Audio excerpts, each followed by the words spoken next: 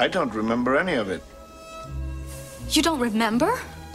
For you, the day bison graced your village was the most important day of your life. But for me, it was Tuesday.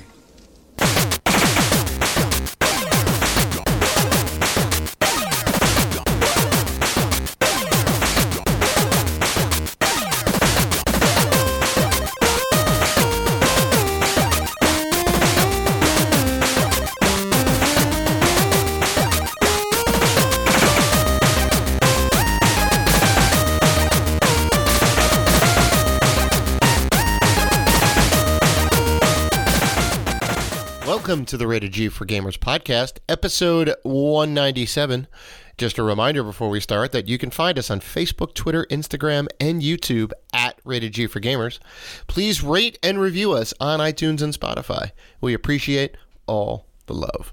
Also, we are part of the Gaming Podcast Alliance. Check out all of the fine podcasts featured on there if you're looking for more gaming goodness. And because it is December, and because we have been giving away games month after month, we have a very special contest this month. We are giving away Pokemon Sword or Shield for the Switch. Your choice.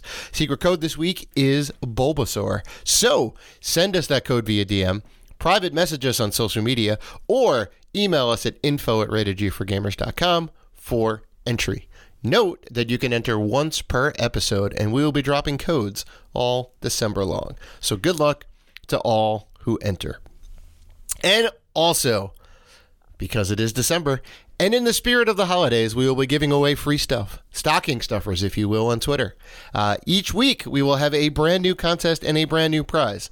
So this week, follow us, like this post, and retweet for a chance to win Minecraft for Xbox One. Note that this is only open to U.S. residents. So good luck to everyone there as well. I'm your host, Dave Rotino, and this is my co-host, Dan, the podcaster formerly known as Classic Robinson. What's going on, man? We got a very good episode today, Dan. A very good episode. It's a jam-packed episode. It is a jam-packed episode. We have... Unexpectedly, yes. We have a returning guest on the show. Journalist Matthew Adler will be joining us later in the show to talk about the Game Awards. So that's great. I can't wait to have him on again. But yeah, I mean, to echo that sentiment, we got a lot of news. There was a lot of events going on right now. So I don't know. I thought this week was only going to be the Game Awards. Mm-hmm. I thought, listen, we're just going to talk about the Game Awards next week. Yep. It'll be awesome. We'll have Matt, freelance journalist for IGN, on, and we'll have a grand old time. But no, we got Nintendo Indies Direct, which I was totally shocked by it. Like I usually the Indies is like, it's okay, yeah, that was cool. Mm-hmm. I was like jumping up and down when I saw this, and then the same day we had the State of Play, which came out of nowhere. Right? It was just like, we talked about it like the end of last week. It was like, oh yeah, the State of Play is going to be here. Yeah, I'm like, what? No heads up. They just say, hey, yeah, in a couple of days we're gonna do a State of Play. So. Yeah, it's like, all right, we'll take it. A little pre-holiday stocking stuffer gift, right? Sony's gonna drop some games. Sure. Well, usually, remember, we would have the Game Awards, and then we would have the Sony Experience like the next day. Oh, that's right. So this is the toned down, very small replacement for the Sony Experience, right? Because they're gearing up for the big thing in February, right? Sony's going to do it on their own terms. They're going to have, a big stage. They're going to talk about some stuff. Obviously, the PS5 in some fashion is going to be there. So they're like, we're going to go ahead and hold out. We're going to hold out, and we're going to save all the good stuff. So, all right, we'll get into the State of Play. Let's go over the Nintendo Indies Direct, because I was going bananas for this. We're not going to go through every game. I'm just going to go through some of the highlights. The highlights, yeah. So, the first game I want to talk about is Super Smash, which apparently is out already. I think it's out on all platforms too. It's not just for the Switch, but it's out everywhere. It came out December 9th. This is pretty cool because this is like different genres old school genres. We are old school gamers, like old school genres, old school RPGs and shoot 'em ups and beat 'em ups, and you can mix and match. You know, Metroidvania type or platformer. It looks cool. At least the idea is cool. Maybe the execution not so much. Yeah. So like you're kind of, and I know you love this term, Dan. It's chocolate and the peanut butter situation, right? Oh, God. To the nth degree, right? You're putting two things together that don't necessarily go together. You're mashing them up. And first of all, didn't Elvis like chocolate and peanut butter and banana or something? He was peanut butter and banana sandwiches all day, right? Okay. Which, peanut butter's a little sweet. Bananas obviously are sweet, full of potassium and all that. So. Yeah, he's a bit of a weird dude. This could be. Are you ready? Are you ready for this? Ready for my comparison? Go ahead. This could be chocolate and cream cheese. Chocolate and cream cheese. Oh, see, there you go. I am wincing at chocolate and cream cheese. Some people may be like, yeah, it could be all right. That could be all right. Chocolate cream cheese and anchovies. How about that? Yeah. See, some of those things don't go well together, and this is essentially Super Mash, right? Great in like theory. And it's like, oh yeah, it seems like a really good idea, but I think it needs a bit of polish. Even though the game is out on other platforms, is that right? Yeah, it looks like it's out on other platforms as well. Yeah. So like, it's like kind of cool. Like the art style is definitely throwback, but it's kind of inconsistent. There's definitely some shades of Final Fantasy in there. There's some shades of Gradius. There's some shades of Mario Brothers, but it all it's out on the Epic Game Store, coming to the PS4, and coming to the Switch in 2020. There's that. So it's out on Epic Game Store right now. There is that phrase again. There is that Doom phrase out on the Epic Game Store. Kills me. It kills me. Why? We're not gonna talk about that. Why? Why is it not on other platforms? Ugh. Why is Gears only on Xbox? That's different. Why different. That's different. Why? Okay. Why? Super Mash was not created by Epic. Why is Epic said, "Hey, make this on our system." Why is Tomb Raider only out on Xbox for a year? I agree. The timed exclusive is bad. Like that's a good example. Fantasy 7 remake only out on PlayStation. It looks like that's a time exclusive too. It's only out on PlayStation for a year. Right. Yeah, I know. It's not like the best thing in the world, for sure. I'm agreeing with you. Gears is different because Microsoft put the money into it. Microsoft said, "This is our game. It's going to be on our platform." Well, that's a little different. Well, they put the money into it too. They said, "Hey, we're going to give you a boatload of money. Just come out on our store." Well, yeah. And it has unintended consequences or intended consequences. I don't know. Right? You're gating this stuff, so people can't necessarily play it. But it's coming to the Switch, so that's good. Imagine putting like a. See, I think it could work in some instances where you have like a platformer and a Metroidvania style game. Right? If you're gonna match those up, for the Super Mash, yeah. But if you're gonna match up like a JRPG and a shmup, yeah. Well, they had like a top down thing where you were basically playing Zelda, but you were like a Gradius ship, which was weird. I'm like, all right. So I mean, that's again, the concept seems cool. Right. Execution may be poor. I don't know. This is something, depending on the price, I'll pick up on the Switch just to try it out. Yeah, I'm weak, so if Limited Run does put out a physical version for this, I will buy it, just because it's interesting enough. It's our kryptonite, But I don't know. The story, right? Like if you have like an RPG or like a JRPG or something like that. Yeah. The Metroidvania. I would like to know, does it have a story? Yeah, right. Interesting. Like the JRPG specifically, like there was towns, you would go into battles and whatnot. Yeah, like I wonder how big that's going to be. Yeah, it can't be that big.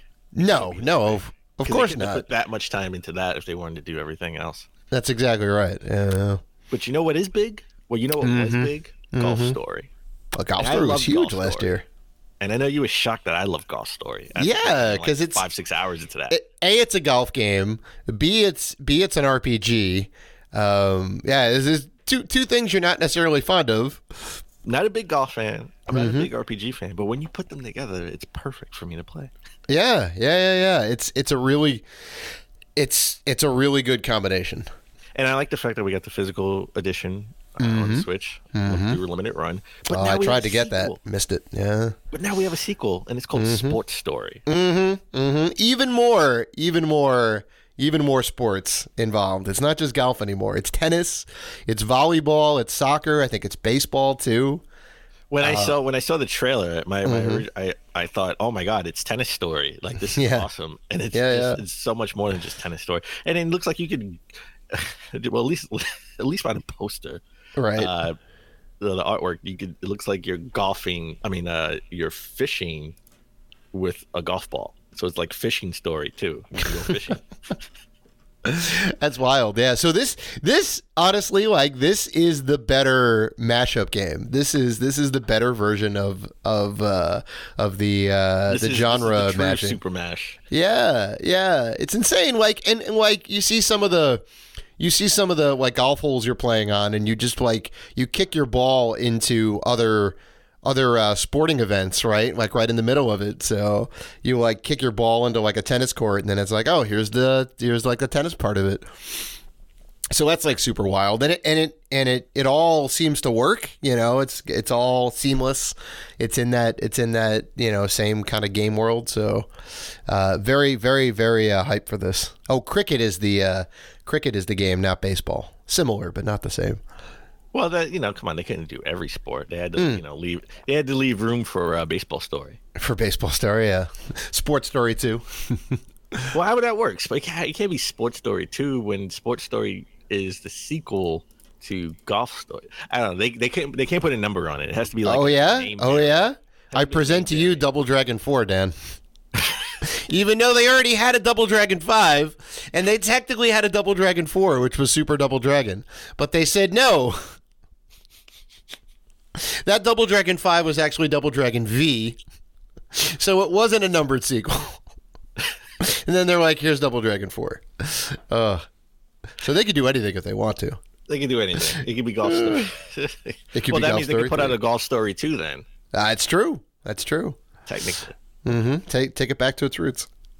Well, I mean, you took it back with an old school game. That's I'm right. Take it back with old school game too. I'm going Streets of Rage. We got a new Streets of Rage trailer and a release window. Come out in the first half of 2020. Love it. Saw this at we both saw this at Penny Arcade. It was a long line to get in, and you had the option of playing Windjammers 2 or Streets of Rage. And I was like, I kind of want to play Windjammers.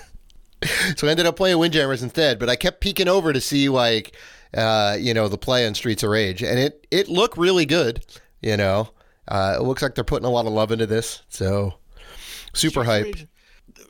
Originally, when I saw it, like the art style, it threw me off a little bit, and I was like, right, what kind of game is this? Like, even before we knew it was Streets of Rage, I was just like, oh my god, this looks a little bit cheesy, kind of. Right. That kind of threw me off. But when you see more of the gameplay and it's Streets of Rage and hype, maybe it's just the name that got me hyped. I was like, it doesn't look that bad, especially seeing the power ups and stuff. Mm-hmm.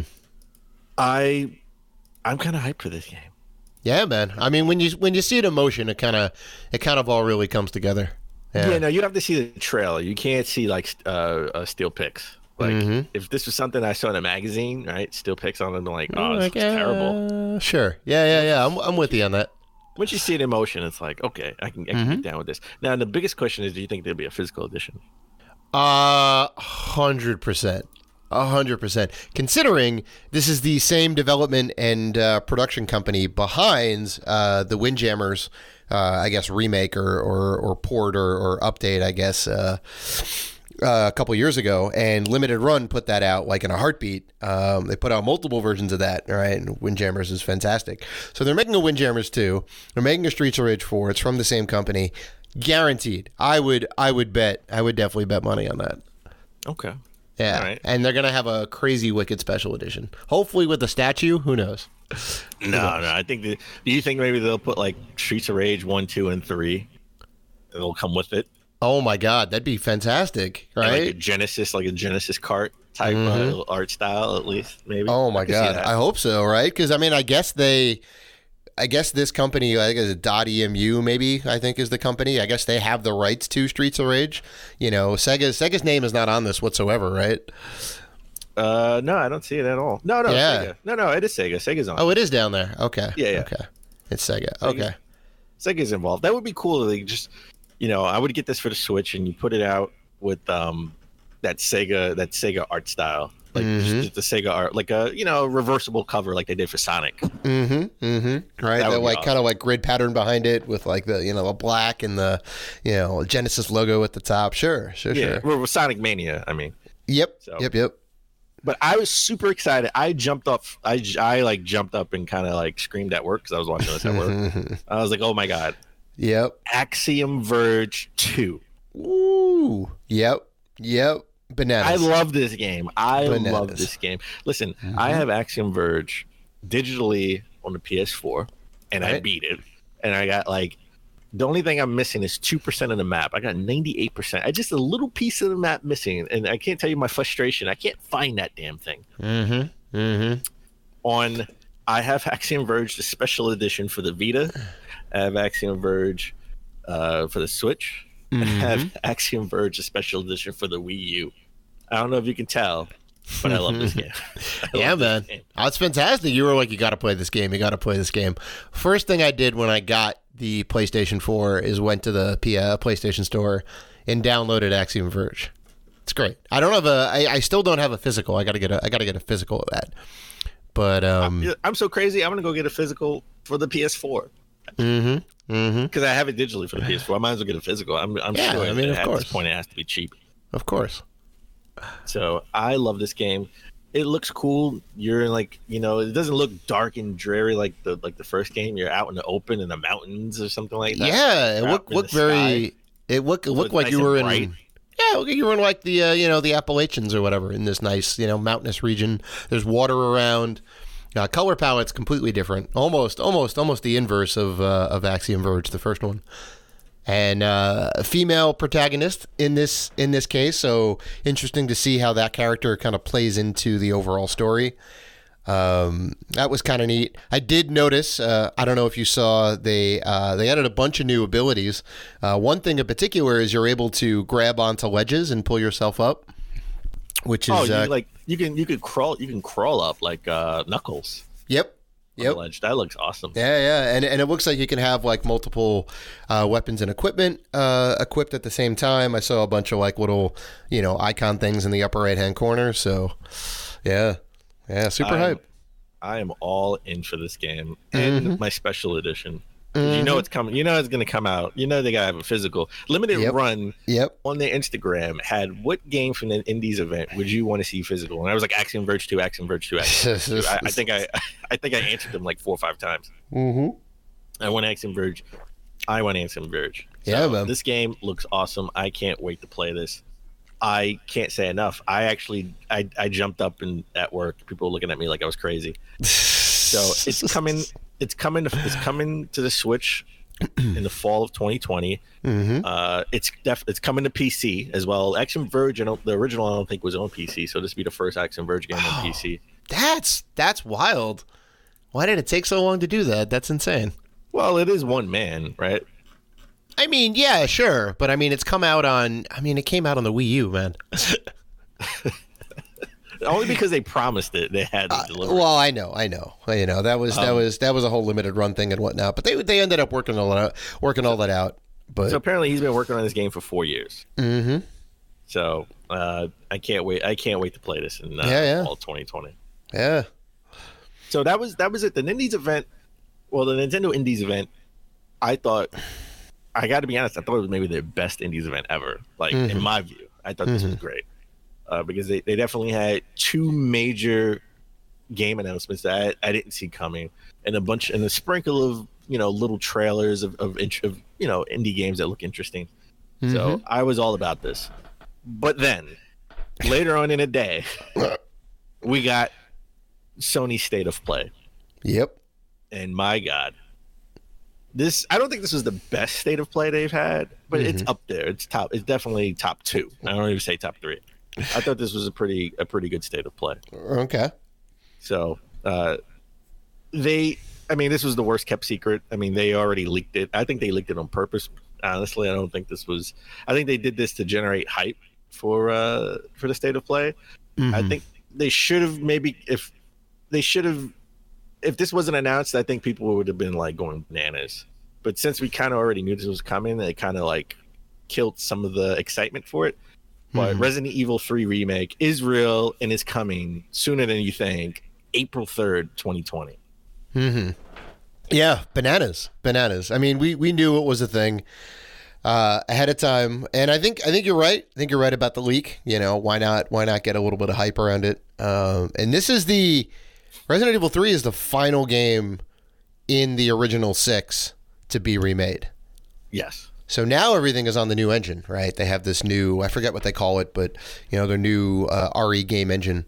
So it's going to be great. I feel like it's going to be the same treatment as 2, right?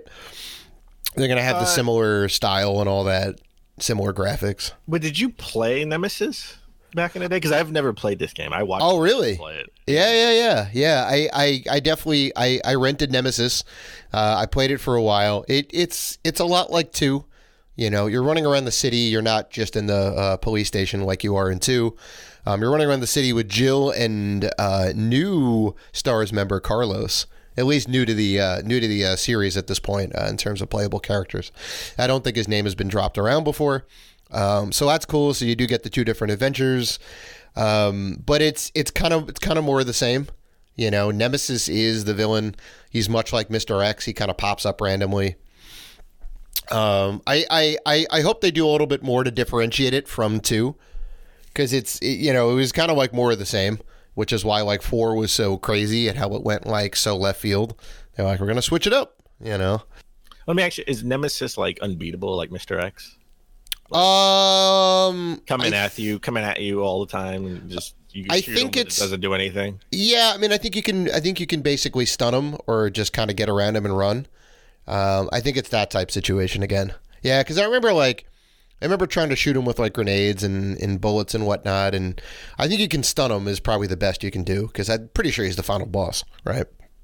Yeah. I didn't get very far in the game, but definitely fun, solid entry in the series. Probably the most overlooked, I think, out of like all of them. You think so? I mean, people don't really. I don't really. I guess you know what, that could be right, because.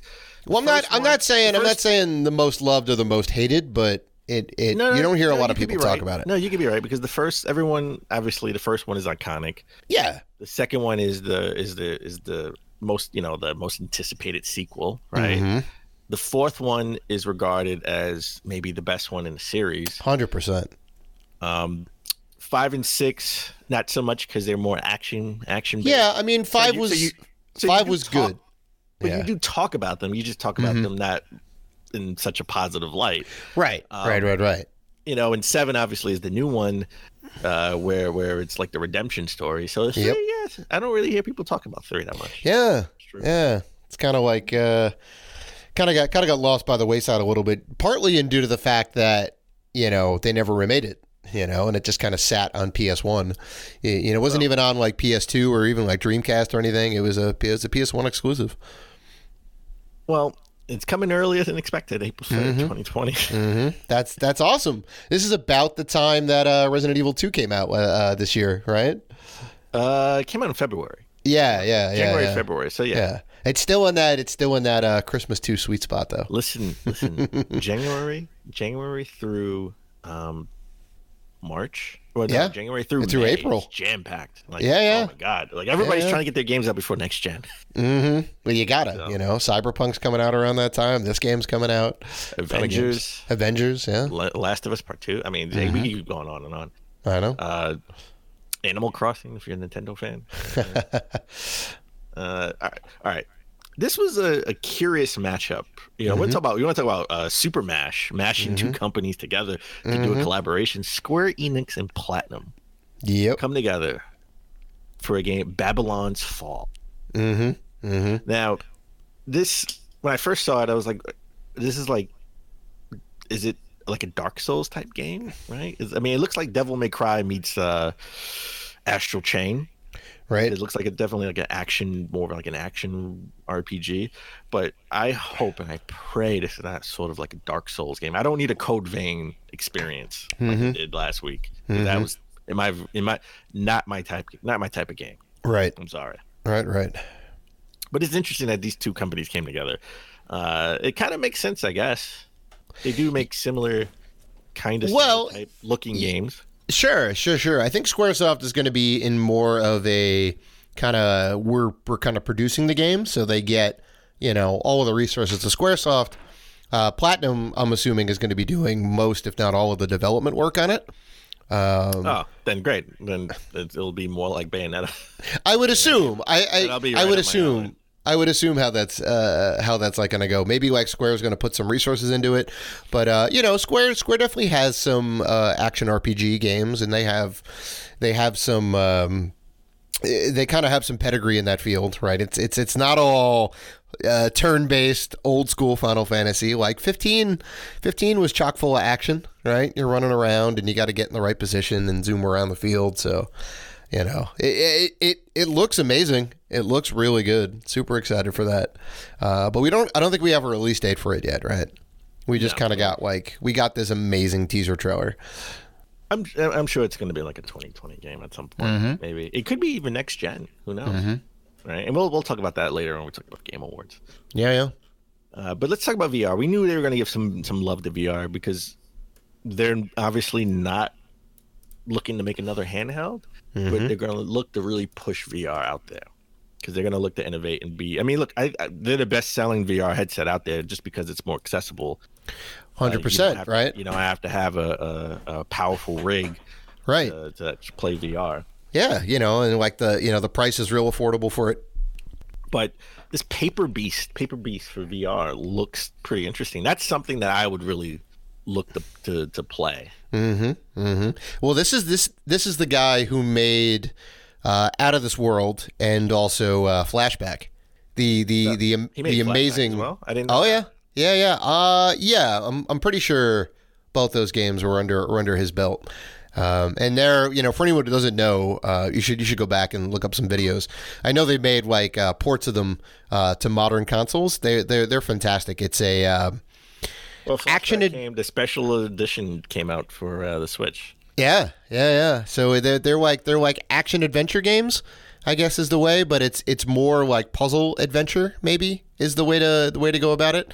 So you have to kind of like get around these different scenarios, right? In like Out of This World, you're trapped on the space planet and you have to get off, and you get this you free this slave who becomes your like partner, right? And you kind of have to like get out, and there's all these different like action puzzles that you have to solve.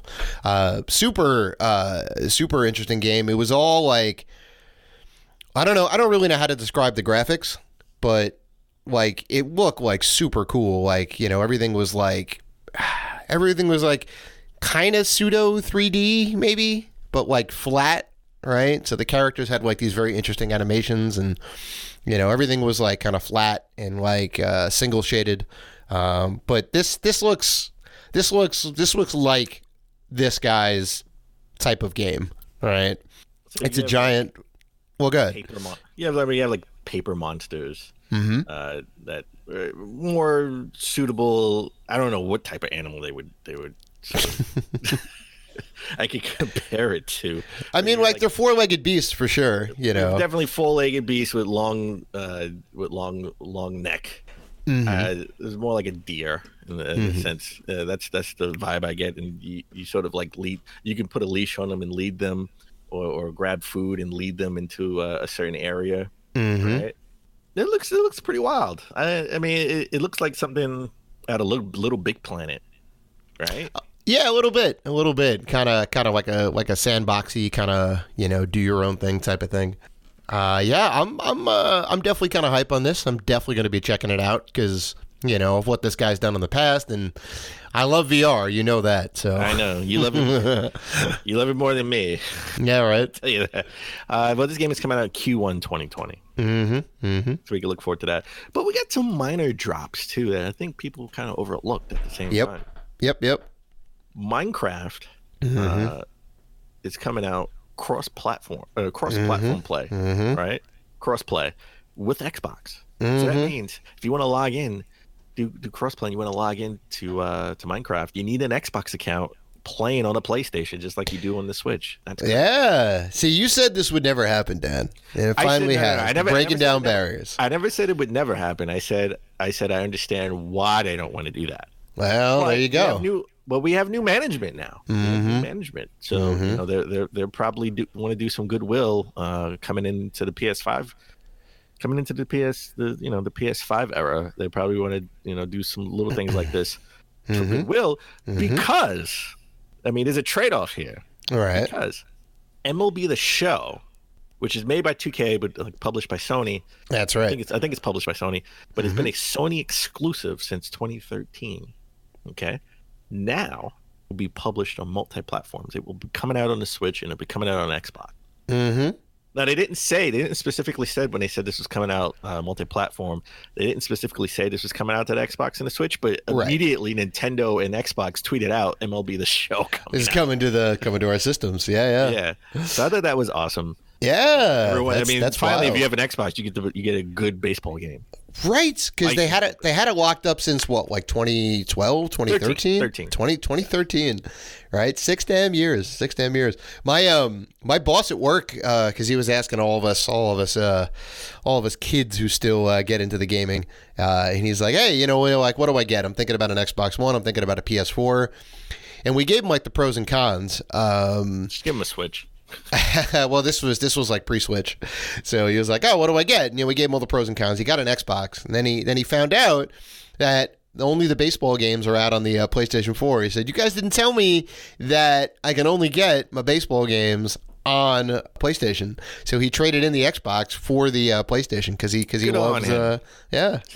loves baseball. Oh, Jesus. It's not the point I was trying to make, and that's not the point you should be latching on to. But all right, that's fine. Listen, you show your allegiances, and that's fine. I listen. I have no bias. And yet you're like, good on you for buying a PlayStation because you bought the superior console. For following his love and his passion of PlayStation. That's funny. Baseball. Yeah. So I thought this was a great state of play. Maybe not the best, I wouldn't say, but it's up there. It's definitely up there. Maybe top 2. Right. So top 2. There you go. All right. Why don't we take a break? And when we come back, we're going to dive deep into the Game Awards.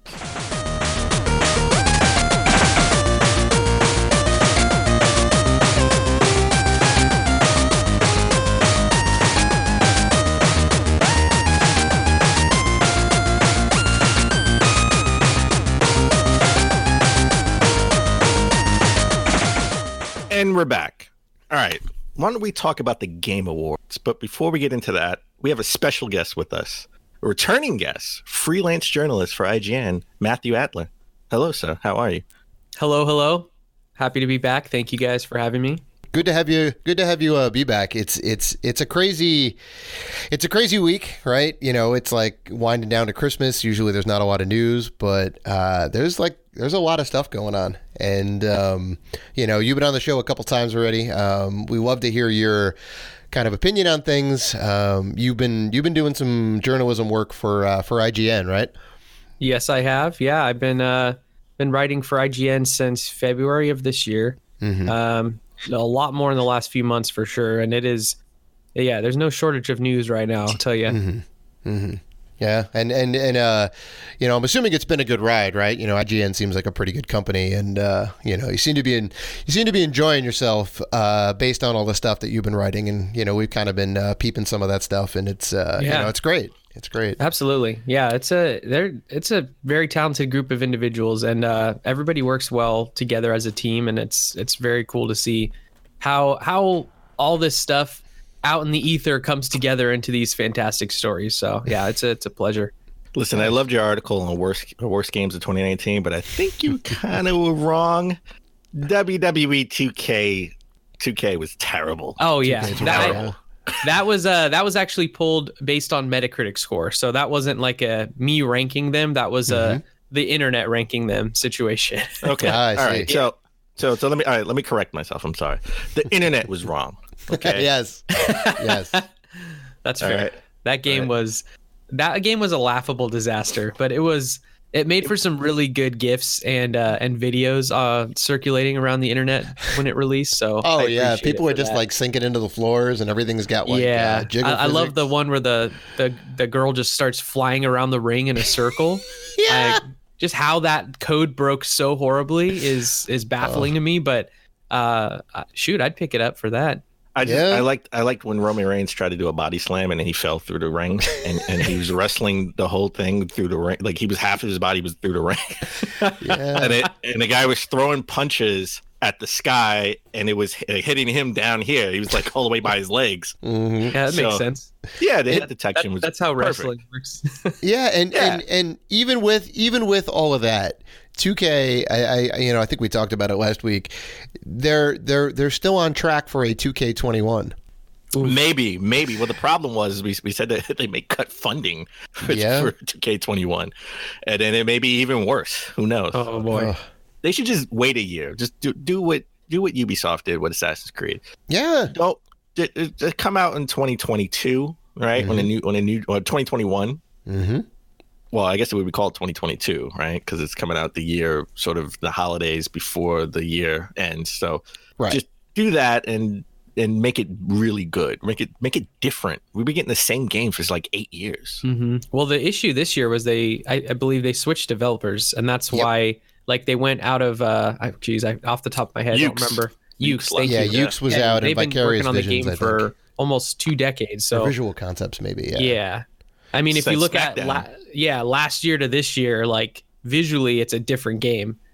So yeah, I think they need some time to really refine that game a bit more. But yeah, Matt, you know this about me, or if you don't know, you should know. I buy everything, and during Black Friday, this game was like $20, and it was still too expensive. Yeah, still have to pause on that. Yeah. You're not wrong. If it's like $5 at Goodwill, pick it up. But otherwise, probably no. Listen, if it's $5 brand new at GameStop, pick it up. If it's $2 at Goodwill, still too much. Still too expensive. Yeah, right. Anthem was like $8 at a few places this holiday. That's right. And I was still like that might be too much. So Anthem was okay. Me and Dan definitely got into it a little bit. Fun fact. It's beautiful. Fun fact, it was $4.99 at Target and GameStop. Oh my Black goodness. Friday. It was $5. And that was a great pickup. And I felt that was a missed opportunity. That should have been the Iron Man game. I know. Actual content. Yeah. There's a whole debacle that went on around that game's launch. I played through the demo and I was very excited for it. And I was like, oh man, this is great. I enjoyed the flying. Obviously, in a demo, you can't really see a lot of the end game issues, right? Because you're not playing that far in. So I didn't know any of that, of course. Had my pre-order ready to go. Went to pick it up at midnight at Best Buy, and they said, "Oh, we don't have your pre-order." And I said, "What?" And they said, "We didn't get it." And I said, "Isn't that the point of a pre-order, though?" And they said, "Yep." And then I said, okay, well, I guess I'm not going to play this game then. And I didn't play it. And I'm glad I made that decision. Nice. Jesus. All right. Let's get into the Game Awards. And listen, we just, let's just jump into it. Xbox ruled the Game Awards. Usually Nintendo comes up with lots of like reveals and minor reveals and stuff like that for the Game Awards. But Xbox dominated the night. I'm sorry. And boy, we got a surprise reveal. We got to see the new Xbox. The Series which X has the same name as the old Xbox, sort of, right? Xbox Series X. Yeah. Or the Tower of X, as I like to call it. Yeah. So my prediction, which they should have just called it the Prime, because that's kind of their theming. They're like, nope, we're going to call it the Series X as opposed to the 1X. Well, okay, I don't know. Matt, for a year, Dave has been saying, and you know what? I jumped on board. Dave's been saying the next is going to be Xbox Prime, right? We had the original Xbox X. We had the 360. We had the One. So the Prime was next in line. That makes sense. That's what happens when you take all the Xboxes and put them together, right? They just become Xbox Prime. Yeah, and then you can transform it into the a truck. logic. Okay, I got you. I follow. And then I said, you know what? And I piggybacked that, and I said, you can use the acronym XP, which is apropos for Windows XP. Yep. So I was thinking like experience, like experience sure that points. too. That too. Oh, it's a double entendre. Yeah, see, many different layers to it. So they again, Nintendo dropped the ball with the Switch Lite. It should have been the light switch. Light switch, I love that. Microsoft dropped the ball. It should have been the Prime, but it's the so if Series you're keeping X. score, if you're keeping score at home, Dave is 0 for 2. And I'm 1 for 1 because I called it the PS. Nah, I get like a half a point because you get a half a point for the Switch. Lite. You get a half a point for the Switch. That is correct. Come on now. I did give you a half a point for the Switch. Come on. But I was totally right. I said the PS5, baby. Because all jokes aside, there were rumors that they would be called like the Panther or something like that. And I was like, no. Code name. Come on now. Come on. No. It's not even a code name. I think the code name was Olympian or something like that, but it's not even a code name. Yeah, we get on a tangent, but I'm just wanted to say PS5. I called it. I was right, and I agree with you, Dave. It should have been the Prime, but Xbox Series X. I know. What do we think about the design? Because we didn't get any real, we didn't get any specs, but we didn't get any specs. We just got to see the design, and it looks like a PC tower essentially. Mm-hmm.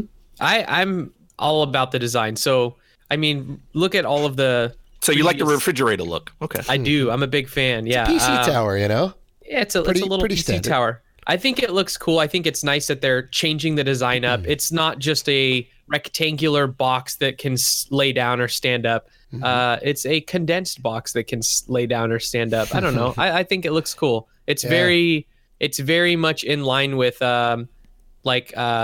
smart speakers and those types of technology that more and more people have in their homes now. It reminds me a lot of the old Airport Extreme from Apple, that white router that stands up. I had one of those for a very long time, and that was my first thought. I was like, oh yeah. It looks like it's a decorative piece. It feels like it's a modern piece of technology that you can place on top of your entertainment center instead of tucking it away inside of a cabinet to hide your gaming passions. You can show it off to the world because it won't fit inside your entertainment center now. Well, I was a little bit worried about horizontal, that. Technically. I was a little worried. But it's so tall. Then if it is very down, high. Yeah. I'm just saying. For most entertainment centers, you'll probably be fine. But if you have one of those weird custom ones that's like built just for a little console to slide into, you might be stuck here. As a side note, and I'll let Dave go because I know he wants to talk about the vent at the top and stuff like that. That's important. I can appreciate this design only for the fact of with PlayStation, you can do it vertically or horizontally, but if you want to have a stand, you have to buy the stand separately, right? Mm-hmm. This just stands up because it's a tower. I don't need to buy a stand. There's no stand. Even the Xbox One X and the Xbox One S have stand. I mean, it came with the stand. It has a stand, and I accidentally unhooked the stand when I was cleaning it, when I was dusting it. I was like, oh my God, I took the stand off. I forgot this thing comes off, right? Mm-hmm. From all accounts, there's no stand. It just stands straight up as a tower. Oh, so it doesn't need to. Yeah, it has enough. It has enough width on it to. Yeah, so it looks great. Yeah. I mean, to also kind of bring up the point about, shoving in an entertainment console. Obviously, Microsoft wants you to put that on the table. Like mm-hmm. I kind of agree with that sentiment. Not to mention airflow. The point that Dan kind of alluded to a little earlier is that the whole top of the thing is like a vent grate, right? So mm-hmm. There's going to be a giant fan, probably right towards the top, that's like pulling all the air out, or mm-hmm. possibly the other way around, pushing a bunch of air in to keep it like super cool. Mm-hmm. So you definitely want it ventilated. You want it to like kind of be out and about. So it helps. It has like 50 teraflops, so it needs good ventilation. Exactly. It helps that it kind of looks kind of nice. Another thing too is, or I guess a question is like, is the power supply going to be in the unit because it's so big, or is it going to be an external power supply? It has to be. I'm sorry. I mean, they've gone away from those big bricks, PlayStation and Xbox. Well, PlayStation never had the brick, but Xbox, they notoriously had those giant ass bricks for 360 and the first Xbox One, if They I did, recall, yeah. right? They did. Yes. Yeah. So yes. I think they the beta machine had a. Yeah. Well, it's a it's a conscious effort. It's not just like space constraints. It does also generate a lot of heat, that power supply.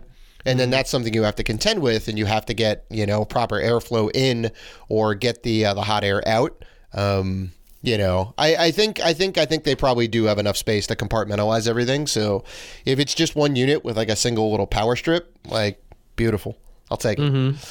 I think it's a very cool piece of architecture in terms of design to maximize all of those components inside of this box. We don't quite know the size. I know there's mock-ups online and you can kind of get an idea. Yeah. It looks like 3 Xbox One controllers stacked up in terms of the height, and the width is, maybe a little bit longer than an Xbox controller. So not super big. I think a lot of people were anticipating it to be like, a small PC tower size. I think it's going to be a little bit smaller than that even, because it's got a lot of custom components and not traditional PC parts that are in there. But I think they're going to maximize that space. And yeah, I think airflow is going to be essential. I think they've figured that out very quickly with the Xbox One. They can't repeat the 360 era with the red ring. I think they're conscious about airflow now. And having this shape just lends so well to having proper airflow anyway, whether it gets sucked down the top and blown out the back or vice versa, is yet to be seen. But I think they'll do just fine with airflow, and I like it. It's a cool shape. Well, the internet is undefeated, and they've already had mock-ups of the tower being a refrigerator, the tower holding up your glass table. Nice. Well, I like that. They're quick to meme on it. They are quick to meme. Well, the best one I saw was they said Nintendo did the tower before Xbox, and it had 3 GameCubes stacked on top of each other. Oh yes. Oh my god. I love it. Yeah, I wonder if there's going to be a handle on the back of this, like the GameCube. You just carry it around. Yeah, I feel like it's going to be a heavy piece of We haven't machinery. seen the back yet. You don't know. We haven't seen the back. That's true. They put it at the right angle that maybe it's hiding a handle. I think if we flip it around, there's going to be a Keurig maker on the back, personally. You're also going to be able to make coffee. That's what I'm with it. hoping for. I can replace my coffee machine with just one device that does it all. Well, that is going to run very hot. With 13 teraflops, Yeah, right. It's going to be like $600-700. Yeah, you need all So that it better compute do power to something make else. coffee. It's They better important. do something else too, right? So, Right, exactly. That's my reasoning. as a side note, I was at the Apple store the other day, and do you know? I was like, why is there a cup? Or like they have a display of a cup. Why is the cup there? It's like you can charge your phone and you can heat your coffee at the same time. The Ember Yes. mug. Yeah. I want one of those. I don't need one, but I want one. So that's what's in the back of the Xbox Series X. You can heat your coffee and play the game at the same time, because as it heats up your coffee. Brilliant. That's brilliant. It's ridiculous. You see, that's thinking ahead right there. Yeah, Not that only is is this a thing engineering. not only is this a thing for your entertainment system, it's for your kitchen as well. I'm just Perfect. saying. Yeah. So back to like the trailer, right? So we got all of that, and we got what I suspect to be in-engine footage from some upcoming games, right? Yeah, they did, well, at least what we'll talk about in a moment, they did say is running completely in engine. But yeah, I think that montage of stuff that we saw, that's all in engine stuff.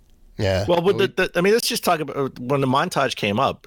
They were talking about dreams, right? So I thought this was actually dreams from PlayStation, the game from PlayStation that was in sort of like early access that's going to be out next year. And I was like, oh, okay, all right, this is going to be a dreams thing. Because Jeff Keighley was very cryptic. He said there are leaks. Sometimes there are leaks, and then there are like surprises. Check this out. And I was like, Yeah, it was a what's this? weird way to go into that announcement. It completely caught me off guard for sure. I thought for a moment there was a shot where they were panning across just like a rainy ground environment, and some plants started growing, and it reminded me of Death Stranding, and I was like, is this a weird Death Stranding 2 that's about to happen? Like, it's early. Like, imagine. But that's a very Kojima thing to do, to just start teasing already the next year. So well, I mean, he said he was wanted like, to like make this a universe, much like Metal Gear Solid. So that wouldn't be out of the question. Right. But, and I thought this is the perfect place. Him and Keighley are friends. Okay, this is They then I saw football happening, soccer football, and I was like, oh, okay, well, this is not Death Stranding 2. But then they had Master Chief. And of course. Okay, this ain't Sony. No, so either this is either something Xbox or something like a collaborative. We're going to see Mario next, right? A collaboration. You know, the next Switch and PS5 and Xbox are all in one. Yes. Oh no, it's just all Xbox. And then we saw the Tower of X. I think it's a missed opportunity. The Great should have been like an X at the top. That's just my side note too. A callback to the original Xbox. Back to the original Xbox. Sure, with the giant jewel at the top. Maybe it is on the bottom. Maybe that's what the foot is. It's like an imprint of an X. Anyway, continue. Well, let's keep it with the design. They didn't talk about this, but we have a lot of promo stuff of the controller. The controller looks completely the same, with the two exceptions. One, they have a share button in the middle, and the D-pad is sort of in the same style of the D-pad on the Elite controllers as well. That like hybrid style. Yes. People seem to like that. I know when I play with my Elite controller, I like that hybrid style, and I keep that on. I don't have the Elite Controller Series 2. I'm just waiting for that to come down in price just a little bit, probably next year. But the share button, definitely taking the page out of Sony's book. I like the fact that they put it in the middle, right? You can't accidentally hit that share button, right? That much like everybody does on PlayStation all the damn time, because it's up in that corner, you know. Yeah. I know. I'm not gonna lie. I've hit the share button accidentally. Right, and it's like so tiny. It's like hard to see, and this and that. This is like boom, right in the center, prominent. And we don't know. We actually don't know like anything of what Microsoft wants to do in terms of sharing with the next generation console. You know, we can assume that it'll integrate with Mixer in some capacity. We assume it's going to mix with like Twitter and Facebook and possibly YouTube for like, hey, I want to stream, I want to share this out. Like, here's all the ways you can do it, right from your controller. You don't have to go to an additional menu. You don't have to pause the game. You can just like, boom, here's this cool thing that happened, and like, boom, I'm gonna record this footage and then throw it up somewhere. Like, that's what I see what they're gonna do with it, but. That makes sense. Yeah, I think Sony's implemented it so well. When the PS4 was first announced and they were going through that slideshow of like features, and the sharing thing was on there. This was like before, the era that we're in terms of like internet, social media wasn't as prominent. And I was like, wow, this is really forward thinking. This is something that I really can't wait to happen. And it took years for people to kind of get on board with it. But I think we're at a period now where everybody utilizes social media in a way to share so much information. Like, this is just the next evolution of that controller. And I think it makes sense. I will be very upset and disappointed if this controller still needs AA batteries though. Oh, yeah. You know what? You're right. Well, the new Elite controller has. Yeah, but that's a $200 controller, right? That's true, but this is the pack-in controller, and even on the current Xbox One X, you don't get a cool controller. It still needs batteries, which is baffling to me in what will be 2020. That we're still needing to keep AA batteries around, because I don't think I have anything else that runs on AA batteries anymore. Yeah. Well, maybe you're like TV remote, but sure. I don't even use that anymore. I have my I use my Apple TV remote, and that powers my TV on because I don't have regular inputs and stuff. So anyway, that's besides the point. But they need to keep something new for this for the controller, right? They probably said, let's do a test run. Let's put out the Xbox Elite controller Series 2, see how that works with the wireless control, see how the reception is, and if people like it, then we'll if people receive it well, then we could just change the whole controller scheme going forward to rechargeable. Yeah, I mean, come on, it's been what PS3 was rechargeable. That's right. PS4 obviously is rechargeable. Like Sony's been doing it. Nintendo controllers are the Pro controllers rechargeable. The previous generation Pro controllers rechargeable. I mean, it seems so cheap at this point that Microsoft expects you to buy this power pack separately for $25-$30 or what $20 to give you that capability. I mean, just build it into the damn thing. Like Agreed. I'm sure this is going to be USB-C, which is awesome. We know the PlayStation 5 controller is going to be USB-C, which makes sense. That's where charging tech is going now. I'm sure that port will be on there, but if they don't have a rechargeable controller by now, standard, I'm going to be a little disappointed. Agreed.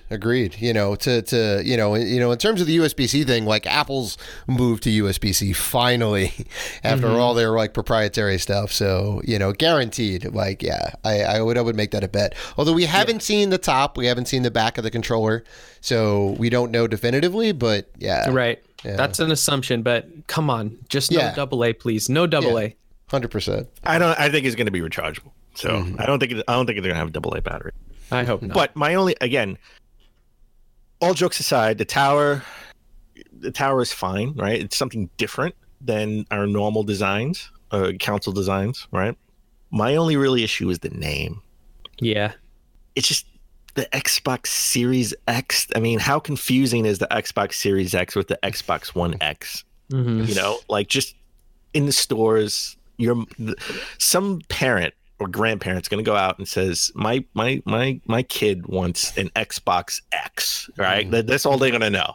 The Xbox One X is going to be obviously cheaper. It's going to be discounted next year. Oh, this one is $250, $300. I'll get this one. I'm not going to get the $700 one. All right. I mean, he said he wanted the X. This is the X. It is a definitive Wii U moment, right? People don't know necessarily. The names are very similar. It all comes down to the marketing at this point, right? Microsoft is, this is it. This is the name. So and then Dave, I want to put out a little bit of hope for you with the name, the Xbox Prime. They're all rumors that we're going to get two models, right? So we're going to get another model that's sort of like the Xbox One SAD edition, all digital, no disk drive, and you could see it'll just be maybe half the tower size. Right? It'll probably be the full thing, but just no slot, just like the current all digital edition. I would be disappointed if it's the full slot. I mean, it's got to have all the same components, though, right? It just doesn't have a minus disk drive. The disk drive, yeah. Yeah, so they're not going to shrink it down. I mean, they'd have to then be producing two separate tower molds in this case, molds, right? Thank you. Yeah. So I don't think they'll do that. I think they'll cut costs, just take the disk drive out, seal up that slot on the front, and call it a day. Right. Yeah, because it's just like that front panel, which is just like, well, now it's just a straight rectangle across the thing. Yeah. I'll be a little bit disappointed. Yeah. I would be. I'll be honest. I would be a little bit. I mean, look, the Xbox One SAD edition is somewhat smaller than the Xbox One S. It's not just the shell. No, it's the exact same shell. But it's not the same size. It's smaller. It's the same size. No, I put it back to back. Trust me. To an S? Yes. Xbox One S? They're identical size. No. Check our Instagram. I put the beta machine. Really? It's a little bit smaller. It's not kidding. I thought they. Oh, okay. All right. Yeah, it's not. I thought so. No, trust me. I thought so too. If I put it on top of the Xbox One S. Yeah. Because it's a little bit smaller. It's not the same. Oh, that is so weird. Okay. Well, or maybe it's still the same mode and they just cut it because it looks exactly the same with the exception of the disk drive. Yeah. But it's a little bit smaller. It is. Well, I stand corrected, sir. I apologize. I thought they literally just took the disk drive out and sent it out. Right. No, it's definitely a little bit smaller. Okay, they did a little. Hope. There is hope for this. So, what do you guys think? That one's probably going to be Xbox Series S, then, right? If they can stick with the same naming convention. Oh, 100%. Yeah. Series S, Series X. Here's my gripe with the naming. I don't think it's terrible. I think everybody's complaining right now because it's new and we don't like that. And Xbox doesn't have a consistent naming convention for any of their consoles. They never have. It's not predictable like PlayStation 5. I think right now this is confusing because to me, as if I were to take a step back, being out of the industry and just put myself in the shoes of a normal consumer, like you said, going to Best Buy or Target to buy an Xbox for their kid. This sounds like a special edition. Series X sounds like it's a special edition console, not the flagship console for the next generation. And again, to your point, if they're side by side, you're like, what's the difference? This one's cheaper. I'm a parent. I don't know what the differences are. I just know that my kid wants this thing. I'm going to get them the cheaper one, right? Because why not? This other one just seems like it's a special edition, premium, whatever. So I think Microsoft, the smart move, and I think what will probably happen for next generation when this comes out, I think the Xbox One X will be discontinued and they'll run forward with the Xbox One S just because that's their cheap model. And then they'll have Xbox One S, Xbox Series S, and Series X will be the lineup. So you get the low, the mid, and then the high tier in that case, right? No more Xbox One X because it would be great if that became the entry level model, but I think that is still too expensive for them to build and maybe not justifiable to put in that lineup, because for a lot of people that's good enough, right? That especially with what Microsoft's kind of proposing for next generation, which a lot of these games will be cross generation for at least the foreseeable future, backwards compatibility and all that stuff. So I think it would be wise for them to not clutter that lineup. You know, if they have 4 SKUs out there that all perform differently, that's going to be very weird and confusing for people. I think having a limited number and eventually phasing out the Xbox One S, right? Because that, as we move into the next generation, you know, people aren't buying Xbox 360s and PS3s anymore. I mean, they're still available in some respect, but that's not the sitting on the shelf next to the current generation consoles. So I think once the Xbox One family is out, this naming convention is not going to feel as weird. I think it's just in this transition period for the next couple of years where it is still available. But hardware is nothing without software. That's right. That is correct. Right? It can look like a fridge, but unless this fridge can play good games, no one's going to buy it. So Phil Spencer understands that, and this is why I love Phil. Phil is the best. Like, I love Phil. Like, he's like the face of gaming to me right now. Shuhei Yoshida hasn't really been out front anymore, and Reggie's gone. So I love Phil. I love Phil. Yes, rest in peace, Reggie. Rest in peace. He's not dead, but we just want him to have a good nap. It's not my joke, but I do love it. Rest in retirement. Yeah, rest in retirement. So I think it was a great idea. They couldn't show the new Xbox without showing something that's going to play on it. And boy, did we get a trailer. We got to see the sequel to Hellblade. We got Senua's Saga Hellblade 2. What a name. Try to say that 10 times fast. And I got to say, before you go, it's the best thing I've ever seen. It's beautiful. Yep. I didn't know if I was watching a movie trailer or a video game trailer. Well, you were watching a in-game engine trailer. All of that running on the Xbox Series X, right? That was all live. You know, live to a video. So you're watching an MP4 of like the game running. So like that's what we can expect, at least from Senua. Which, well, first of all, I gotta say we already said that next year we're going to spend a lot of money in holiday season. Oh yeah. If that's what next gen looks like, I need to buy a new TV. Man, they're so cheap now. Especially right now. No, I have a 4K TV. Oh, okay. Okay, good. I have a 4K TV. Dan needs that HDR. But I have an HDR TV too. Oh, so I don't know what you need then. It was the early adoption of HDR. I need whatever I need to do for this TV for this game to look even better, right? Well, you got to get an $8,000. I need that $2,000 Samsung or Sony OLED. You got to get that 8K TV. That's I the get next that thing. OLED TV. Yeah. Like that game looked awesome, and it's in early development, so that's not something we're going to see next year, or probably even the year after that. It's probably a 2021, late 2021, 2022 game, right? But that game looked awesome, man. Yeah, even the original Hellblade had really outstanding video capture for the characters for Senua. It was for a small studio, Ninja Theory at the time. Yep. Not having the backing of Sony. Originally, that was going to be a Sony exclusive, and it did launch on PlayStation first for a while, and then eventually made its way to Xbox and Nintendo Switch. But yeah, I mean, they didn't really have much backing. They published that themselves, and it turned out really, really well. So I think they've already got a lot of that tech done. and now they're just refining it for the next generation and taking full advantage of the 12 teraflops of power. So that looked awesome. We got another trailer for Ori and the Will of the Wisp. Right now, I love the original. I love my platformers. The funny part was they announced the release date of March 11th, 2020, but I could have sworn this was supposed to come out in February. Yeah, they're trying to gaslight us down. That's exactly what's going on. They're like, no, we never really said that. It's coming out March. So I've never seen a game get delayed, but not announced that it was delayed. Yeah, they just kind of let it sit. Two different release dates. Yeah. So I'm psyched for that.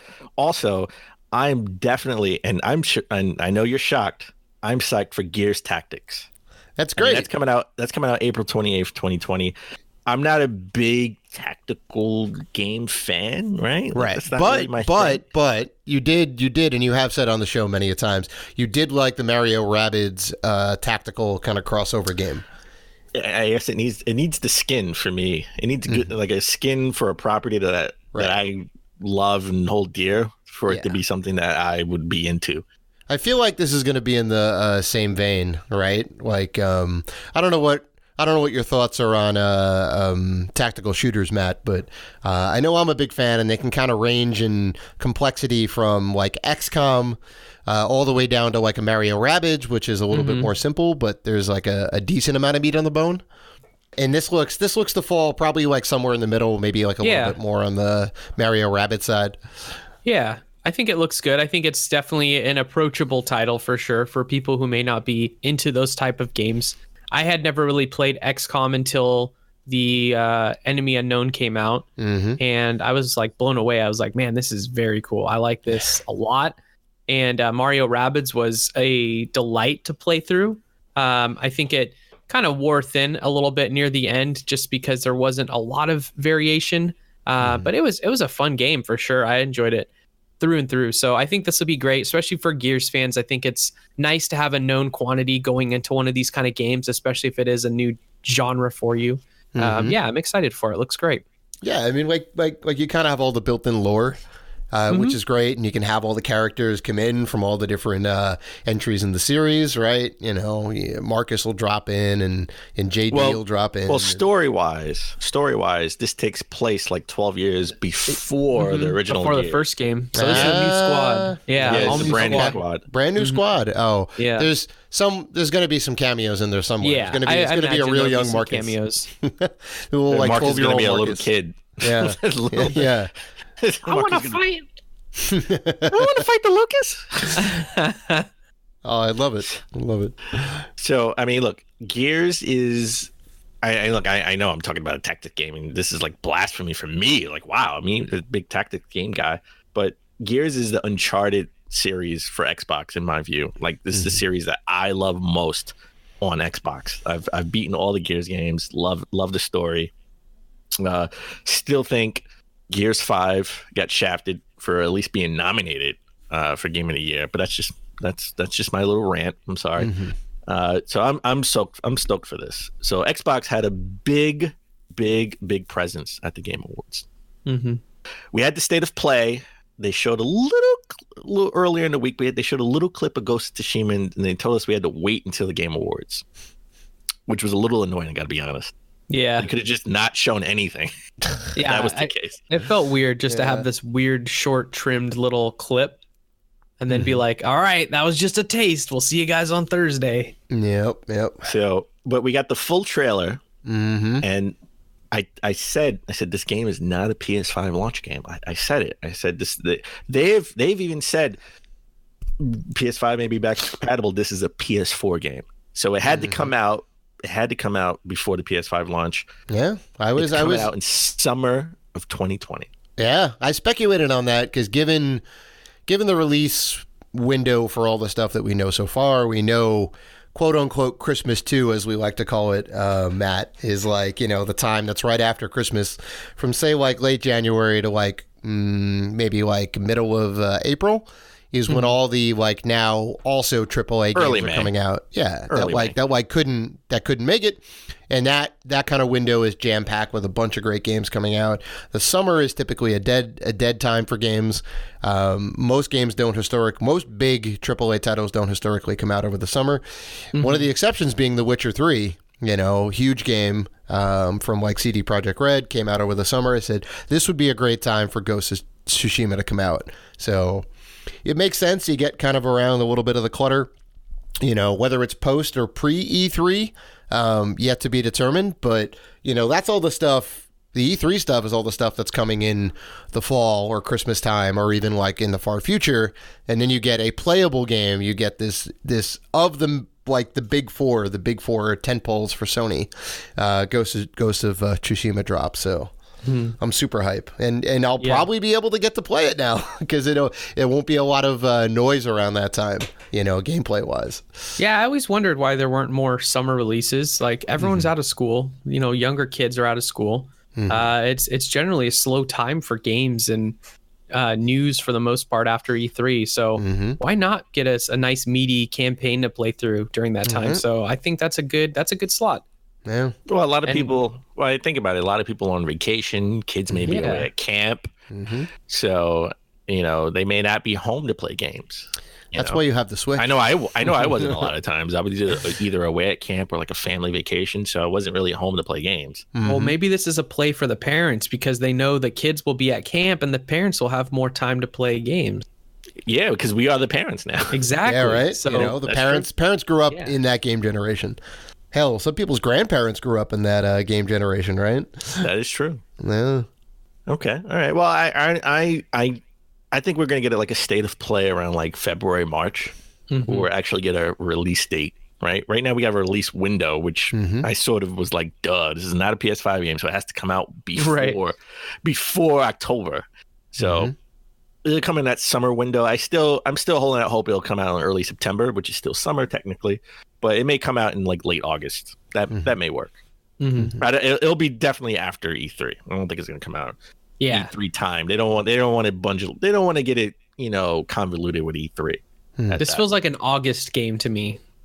Okay. Like a late August. This feels like a, right before people going back to school type of game. Okay. Then that was it for Sony. Sony really didn't show up in any other way. No, of course we got our first PS5 game announced. Yeah, I was just gonna say. You can't forget. You got me. You can't forget about the next gen, right? And Sony didn't. We didn't get to see a controller. We didn't get to see a machine. We know they're having an event in February, but we got our first PS5 game announced. I mean, even Jeff Keighley was sort of like, "Oh yeah, we got our first PS5 game announced." Yep. Don't forget about that. Yep. So even like he was like, maybe he forgot and was shocked. Now Godfall, I've heard people talk about it, but we've only seen really like cinematic trailers. We haven't seen any gameplay. I don't know much about this game, other than it's coming out really for the PS5. Yep. PS5. It's PS5 and PC, but exclusively on the Epic Game Store, at least for launch. There's that asterisk, right? It's coming to the PC, but only in this ecosystem. So that hurts a little bit to me. This kind of gated content, but that's something that we talked about, a ton of times before and whatnot. So I think eventually it'll probably come to the Steam store and you can just kind of get it. Maybe it'll be on a GOG and whatever else, but so it will be on the PC in this fashion. It will be on the next gen PS5. No word on Xbox though, right? No word on Xbox. No, I think PlayStation. I think Sony is putting in. Helping out with this game, so it's probably going to be a timed exclusive. But Gearbox published. Looks like it's going to be a looter slasher, is what they're calling it, which is an interesting genre. 3-player co-op, so that'll be kind of like a little Destiny-like, but more sword-based combat. It looks interesting. I'm intrigued. I'd like to see some more. Yeah.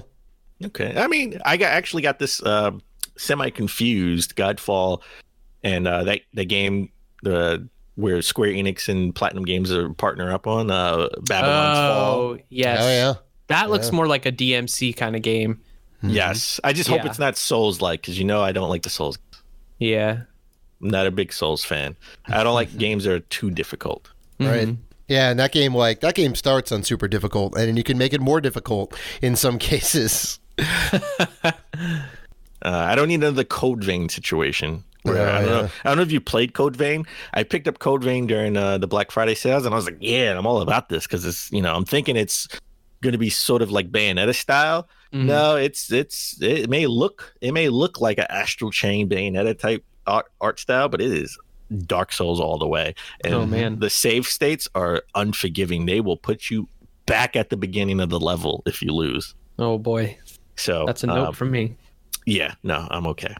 Nintendo, I'm surprised. Nintendo, I thought they would have had a bigger presence at the Game Awards. Like last year, we got an unannounced game, Marvel Ultimate Alliance 3, right? So I thought we would get at least. This is a shoo-in for our predictions. I mean, everyone and their mother predicted that we would get like DLC or a new character for Smash Brothers.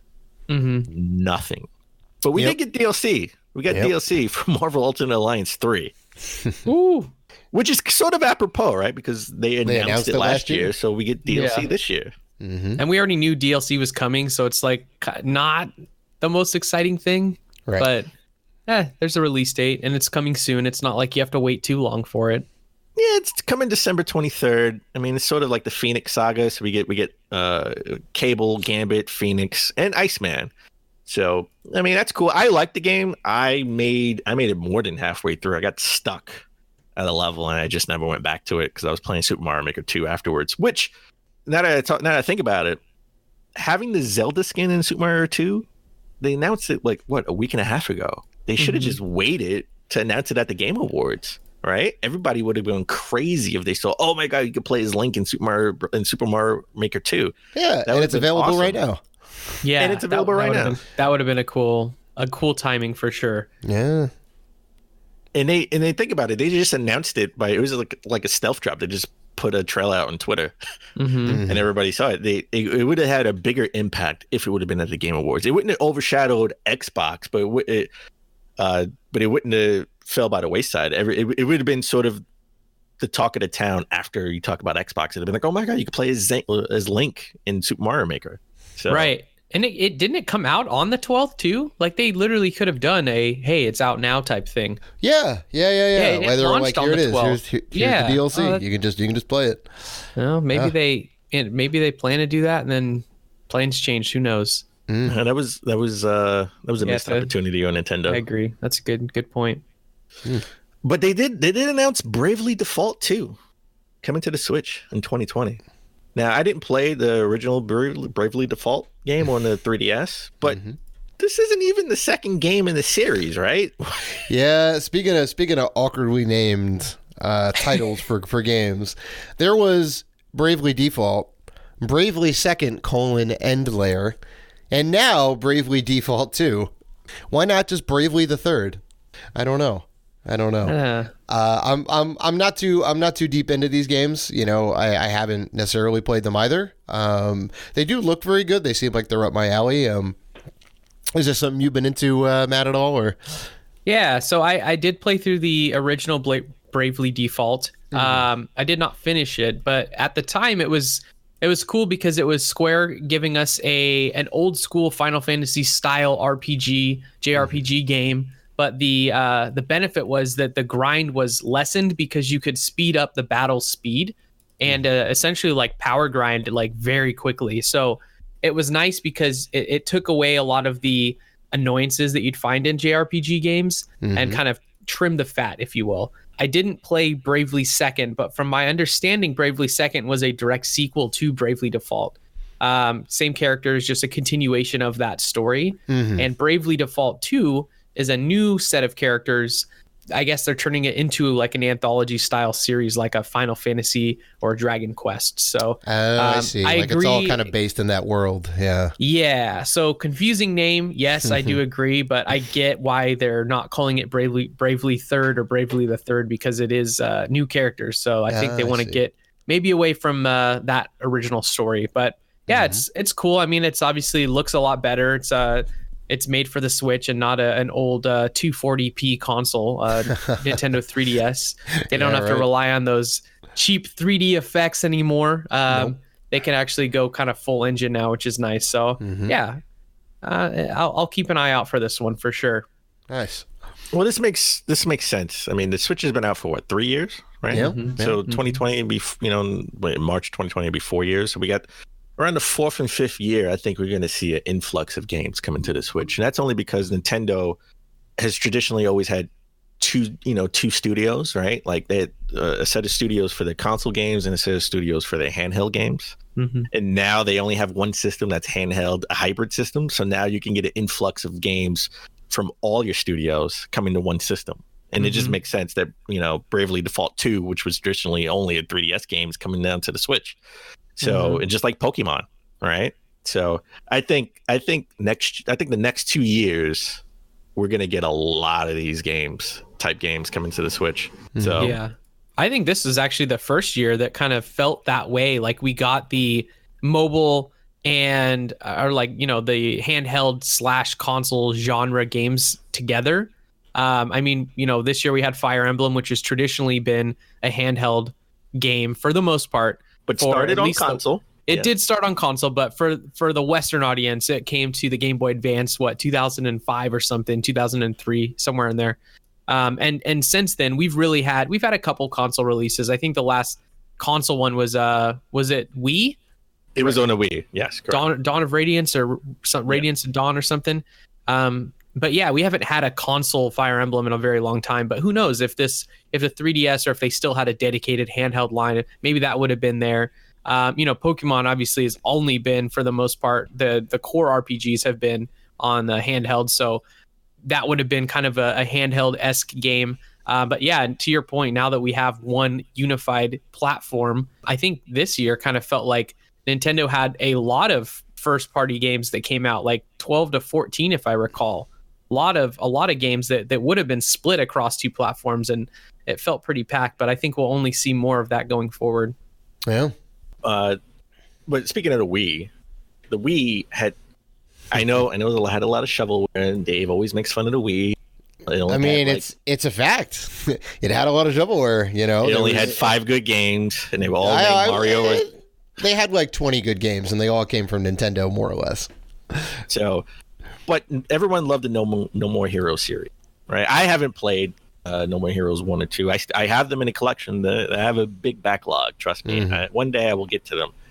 We saw this trailer, this outrageous trailer. They threw me for a loop. I honestly thought that this trailer was for a game called Goddamn Superhero. Yeah. They even had like, title cards for it and everything. And I was all in. It looked like this weird, like E.T. kind of cinematic. The little kid finds this alien, and he's trying to, keep it away from his parents and whatnot because it's this little alien baby, and the alien baby grows up, and then it's like goddamn superhero. And then in typical Suda 51 fashion, Travis Touchdown does the Akira slide through the end title credits, and No More Heroes 3. Right? Fantastic. Completely threw me for a loop. I was trying to get all into this game, whatever goddamn superheroes. I was ready. I was like, wow, this is really, a trip. Yep. If you know what I mean. Like, this is really, I'm tripping on the art style in this game. And it was a little out there. And it's also coming out 2020, which is great. And they even comment on that at the end of the thing, it's like hashtag coming out 2020 or whatever it is. So we're not going to have to wait that long for this game, but man, yeah. It threw me. It definitely threw me for a loop. And at this point, we got a lot of game announced, right? I mean, he did say we are going to get 10 unannounced games. So that means if this is, like, if you heard about it, you would have never, like, it doesn't count, right? Yep. Like, we knew kind of No More Heroes 3 was in development, so this doesn't count. I went batshit crazy when I heard about The Wolf Among Us 2. I went bananas because we didn't think that this was coming back, right? I mean, Telltale went in bankruptcy. They went under. They were bought. The name and the franchises were bought by another company. They mostly do mobile games. Who knew that we would get The Wolf Among Us 2, at least even this soon, right? That they've been working on it. So I don't know if you know this about about me, Matt, but I love the TT games. That's what I used to call them, TT, because say Telltale 10 times fast. I always get tongue twisted, so I would just call it TT games, not to be confused with the real TT games. Yes, I know. Traveler's Tale. Yeah, Wolf Among right. Us. That's right. Wolf Among Us, I would say it's maybe my second favorite game in all the series they've ever done. Walking Dead season 1 was the first. Matter of fact, season 1 and season 2. I know season 2 isn't held in that high regard as season 1, and it shouldn't. But I love those first 2 games. And I love Still the Wolf felt Among fresh. Us. Oh yeah, Definitely felt fresh. I really enjoyed the Wolf Among Us as well. I platinumed it on Vita. So, Ooh. I love listen, hashtag, Vita Island, only person still there. You and all those people on Pornhub using their Vita. Oh my God. Damn right. Well, you know what? Shout out to everybody on their 3DS. I peeped shit sweet. Man. Oh my gosh. That and the 2% people in their Wii U. Because they have the gamepad. They got the gamepad. Technically, it's portable. I don't know. Oh boy. Yeah. Somebody else can watch TV while they can go handle whatever they need to handle. Go somewhere else in the bathroom. This is why Nintendo doesn't have a browser on the Switch. Just FYI, guys. Yeah, Yes. right. They're trying to keep it super kid friendly. Super kid friendly. They figured out we don't need a browser. You don't need a browser. But oh my gosh. But I will say, I know the Xbox was like a huge, the Xbox Series X was a huge announcement, and I went crazy for that too. But I think I went just as crazy for the Wolf Among Us 2, because this was shocking. I just came out of nowhere for me. Yeah. Just because I love the first game so much. Sure. Yeah, I was so bummed when Telltale shut down and this game was canceled. I mean, officially they said it's not happening, and I basically came to terms with that, and it was like, saying goodbye to a loved one. And you move on with your life, and then the loved one comes back to life, and you go, Right. "Wait, what? You're here!" So I'm excited. So you guys seem real. I mean, you guys definitely are big into these like Telltale narrative adventure games and whatnot. It's not necessarily my jam. Not that I wouldn't be against like playing these games, but I'm curious what your guys' draw to these games are. I like the episodic approach to them. I don't like the fact that they're released so sporadically in between. There's not like a set cadence for them to come out. If you knew just like a TV show that you're watching, like Mandalorian right now, that's coming out every Friday and you can count on it, then I think it would be probably a little bit better received from the general public.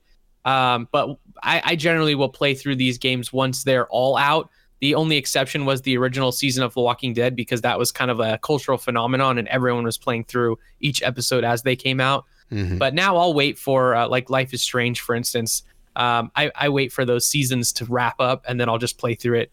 I won't necessarily binge it all at once, but I know that I have all the episodes available. So that's one aspect that I like, is that they're these short stories that you can get through in 2 to 3 hours per episode. And kind of get your fill and then go back and continue when you're ready. But also just the decision-making stuff, it's really casual. I mean, it's if you just kind of want a game that's kind of like a movie at the same time, these are great for that too. And obviously it's nice that they have a lot of properties that you recognize. I mean, they've done Guardians of the Galaxy, they did Game of Thrones, they did Batman for a couple seasons. Whoa. We shall not mention Game of Thrones. Yeah, the Game of Thrones one. Game of Thrones one probably bottom tier in this case. I should say they're not all good, but they do have a lot of properties that people recognize. The Wolf Among Us, though, is one that was not an original property. It's based on a lot of fairy tale characters that a lot of us associate with Disney now, but it's not the Disney versions of those characters. It's actually the fairy tale versions of a lot of them. But it was cool. It was a very the stylization of it was very cool. It was very 80s retro wave vibes mixed in with this gritty fairy tale dark atmosphere. I thought it was very cool. So this is my favorite Telltale game. So I'm excited that there's a second one and it's actually happening. So stoked. Nice. You just love, I love narrative based games. I love the story. Yeah. So which is why the Game of Thrones one, I didn't gravitate to it so much. The story, I think that was their worst one, period, Right. hands down. Well, was it like an offshoot from what was happening in the books, movies? Yeah, it was an original story. All of them are original stories, Interesting. right? Like original. Well, I knew like The Walking Dead was kind of its own thing in that universe. I didn't know if like Game of Thrones you were playing out a season or something like that, but No, it was all original. I just love my narrative base game. Like, I play games for the story, right? I mean, that's one of the main reasons why I play games, because I love the narrative story. Give me a good story, give me invested. I mean, The Walking Dead season 1 just pulled on my heartstrings so much. I mean, it was my game of the year that year. I forgot what one game of the year that year, but I was like, you know what? That's my game of the year. all right. So, and I've been trying to get Dave to play that game for I don't know how long. At least just season 1. Don't play any other season. Season 1 is the other seasons are not as memorable. They definitely they wear thin as you play through more and more. But the first season's special for sure.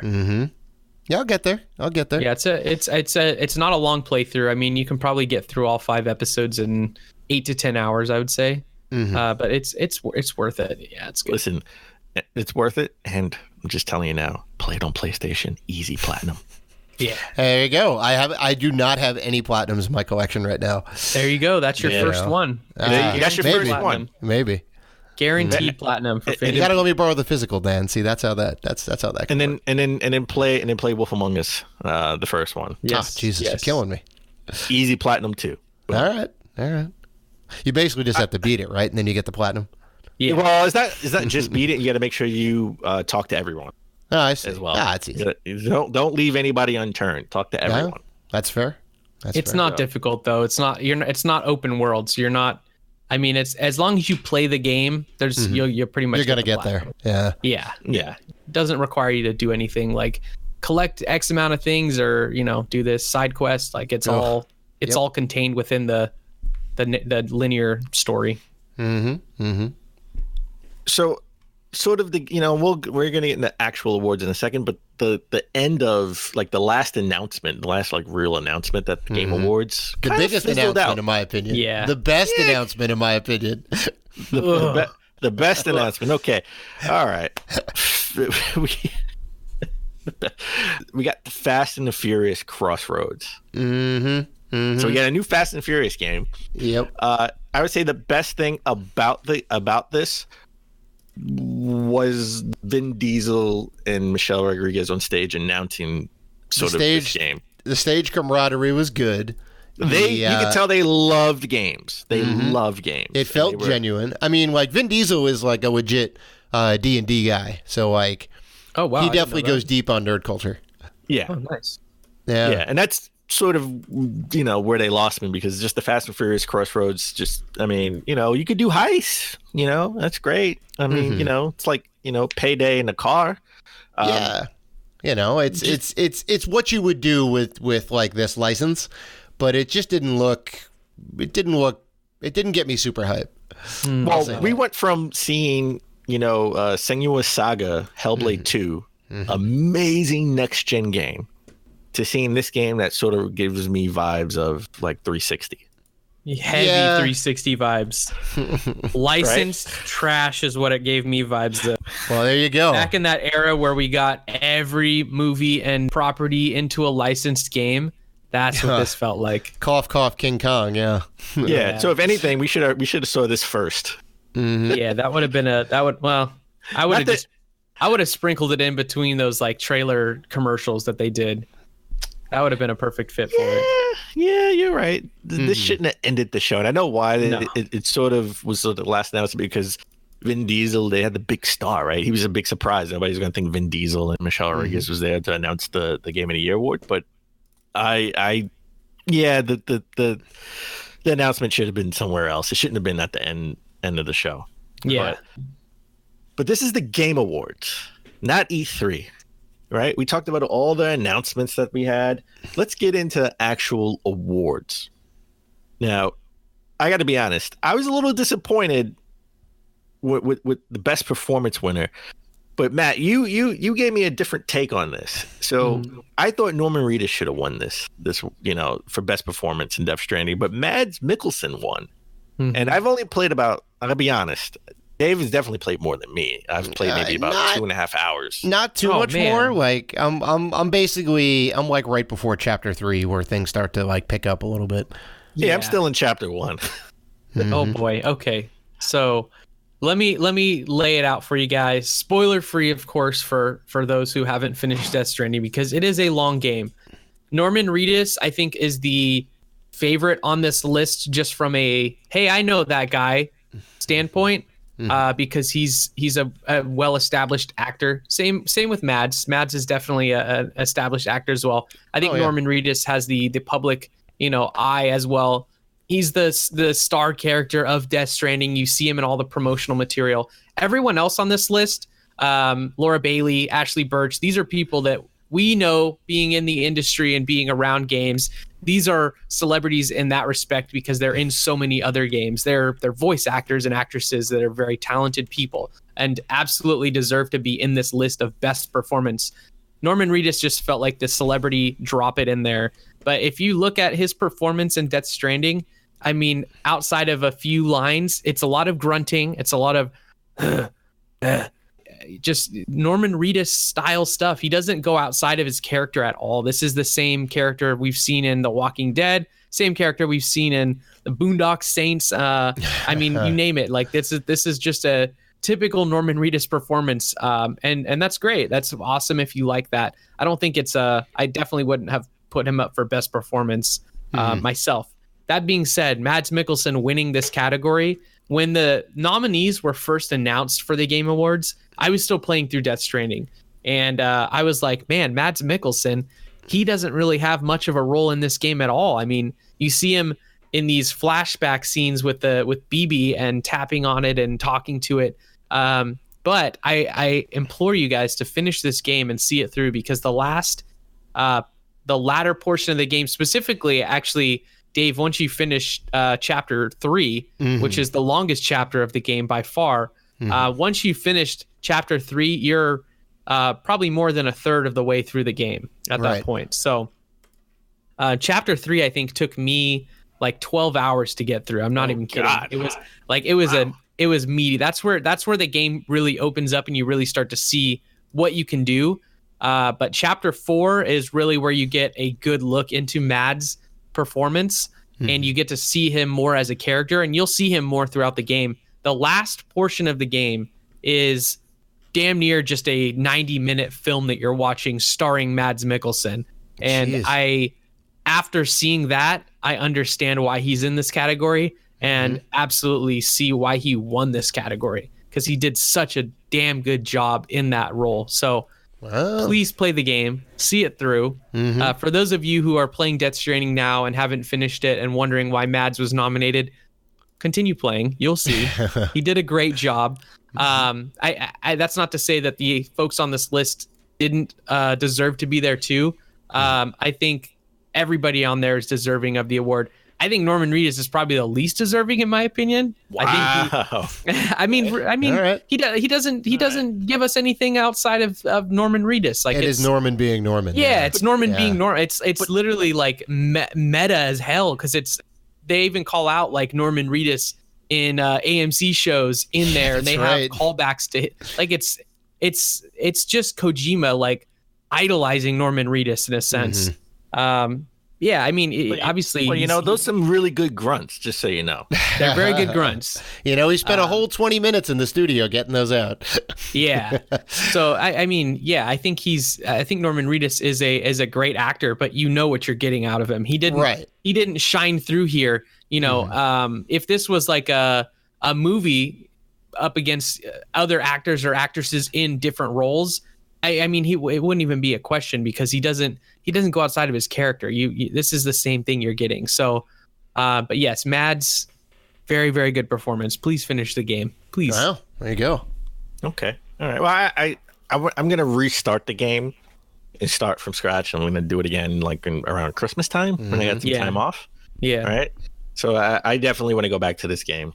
If you just mainline the story, you can get through it in probably about 35-ish hours. I think I was doing a lot of extra stuff during chapter 3 specifically. I was doing a lot of extra stuff. That's why it took me so damn long. But after chapter 3, I started kind of just focusing in on the main story missions, and I would pick up deliveries if they were conveniently along the route I was going, which is great because you kind of double up. But I finished the campaign at like 43 hours, I would say.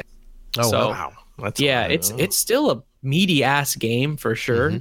But it's a lot of cinematics too. So you have to realize there's probably 8 to 10 hours worth of cinematics in there, especially counting the end. So because the first couple chapters, it feels like you're just watching cinematics and getting a little bit of gameplay sprinkled in. So, well, you know what? I bought the game because I love narrative-based games. I wanted to see the cinematics, and I'm sure if you put all it together, it could be just a good movie, right? Yeah, they have one of my buddies just watched it on YouTube, and I think it was like they had some extra stuff added in there too for context, but it was like an 11-hour. Oh my God! You could watch. Wow. Well, so if you take all that out, then you've got a good 20-hour game in there. Well, because of that, I thought this game would win hands down for best narrative direction, but it didn't. Disco Elysium. Yep. Yeah. Disco Elysium won that. Yeah. I mean, first of all, Disco Elysium sort of cleaned house. Like I think they got the most awards. Yeah. They walked they over got 4. Yeah. Now, again, this is a game that I didn't play. This is a game that I watched Dave play at PAX East earlier this year. Yeah, so I was totally shocked. You say you love narrative, Dan. This is strong on the narrative. The actual gameplay loop is you're a drunk detective that kind of like wakes up, and you're you have to kind of figure out where you're at, and you basically like solve crimes as you go through the game. I think that's like the brunt of it, and then based on your choices, you kind of shape and develop your character, right? So you get like bonuses and negatives to certain attributes based on like how you play the game, which I thought was kind of neat, and I think I do a good job of like surfacing that information up to you. And, they give you enough dialogue options that you can kind of like play your own way, I think, which I thought was kind of neat. I haven't played like the full game proper. I know like you got into it a bit, Matt, and you seem to have a pretty good review in it, right? It's pretty yeah, so far I'm about 10 hours in. I picked it up during the Steam sale, and I've had my eye on this game since it came out because it made such a splash from a critical standpoint, and there were so many people singing its praises, and I was like, you know what, I got to get into this. I've never really gotten into like a computer RPG like the real meaty isometric style RPGs. This is that, but it's a lot lighter on the like. There's no combat. There's no like turn-based combat or anything. But it is more of a detective style point-and-click adventure, I would say, with a heavy role-playing aspect, and it's very D&D in the sense that you can really go in and role-play a specific character, and you have attributes that you have numbers attributed to that give you higher or lower chances of completing skill checks. So it literally rolls die in the game for a number of decisions as you're in conversation with people. And if you have, higher intelligence or you've got higher stamina or whatever, those will have different outcomes and effectively unlock different choices for you to speak with them about or to continue the narrative in a different way. And so you can really play through this game a number of different ways and see a different story.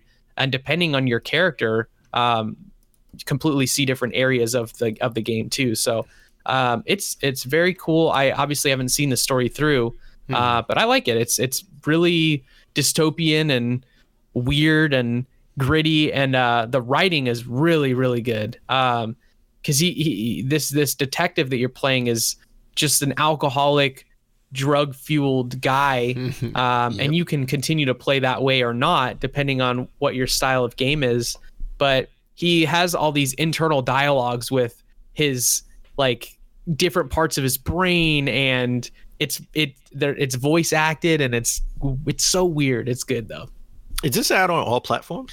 This is a PC exclusive at the moment. They did announce that it will be coming to consoles. No release date yet, but it is currently PC. Yeah, Steam and GOG games are the places to get it if you're looking. You know what this sounds like to me? Mm-hmm. This sounds like a limited run game in January. Maybe. I think I could see that. I mean, I would especially with E3. Yeah, with the popularity and everything, and this fits in for sure. Mm-hmm. So, the next category, I had a little bit of issue with. Mm-hmm. Okay, best fighting game. Oh boy. Listen. Here we go again. I don't disagree with the pick per se. Okay? No. This is more of a gripe against the Game Awards, and we'll talk about this even later when we talk about the Game of the Year. But Super Smash Bros. Ultimate won Best Fighting Game. Okay, just think about it. A game that came out in 2018 won Best Fighting Game for 2019. Mm-hmm. Does that even sound right? The optics just doesn't look good to me, in my opinion. Well, I mean, and again, it's not a knock on the game, because Super Smash Bros. Ultimate, if we had the same category for 2018, this would have won hands down. Yeah, right. It's just an unfortunate fact that the Game Awards run from early December to the end of November. So it kind of like cuts into the year a little bit, right? November, like the mid-November. Because even like the mid-November, right? So Jedi Fallen Order wasn't even nominated for anything, right? It came out too late in November, right? Mm-hmm. Yeah, and we even kind of brought this up last year. Like, obviously, Smash Brothers couldn't make the cut because it came out too late, and the Game Awards were, I think, like on the day or the day before that Smash Brothers Ultimate comes out. 2 days before, yeah. 2 days before, right. So, it was like, well, this definitely has to be in the Game Awards next year, otherwise it'd be a huge snub. And obviously it made it in. And I think like out of this like bunch, Mortal Kombat 11 was the only one that could kind of hold a candle to it. And I mean, it's Smash, man. Smash they put so much love and effort into that game, and it's fantastic. Like, it couldn't not win. But I see your point. Like, I wish the Game Awards would be during award season, right? In January or February or whatnot. It should be a couple of weeks before the DICE Award, right? It should be award season. I would say it should be in February at least. Right. So that's just my issue with Smash Brothers. I love Smash Brothers. A 2018 game won Best Fighting Game for 2019. Yeah, it's funky just with the timing, but Nintendo supported this game throughout the whole year. They did a great job keeping it relevant, keeping it in the conversation. So it's not like, yes, it did come out at the tail end of last year, but it still felt like a 2019 fighting game. I think like Mortal Kombat 11 was also probably the next in line to win the award had this not been in there.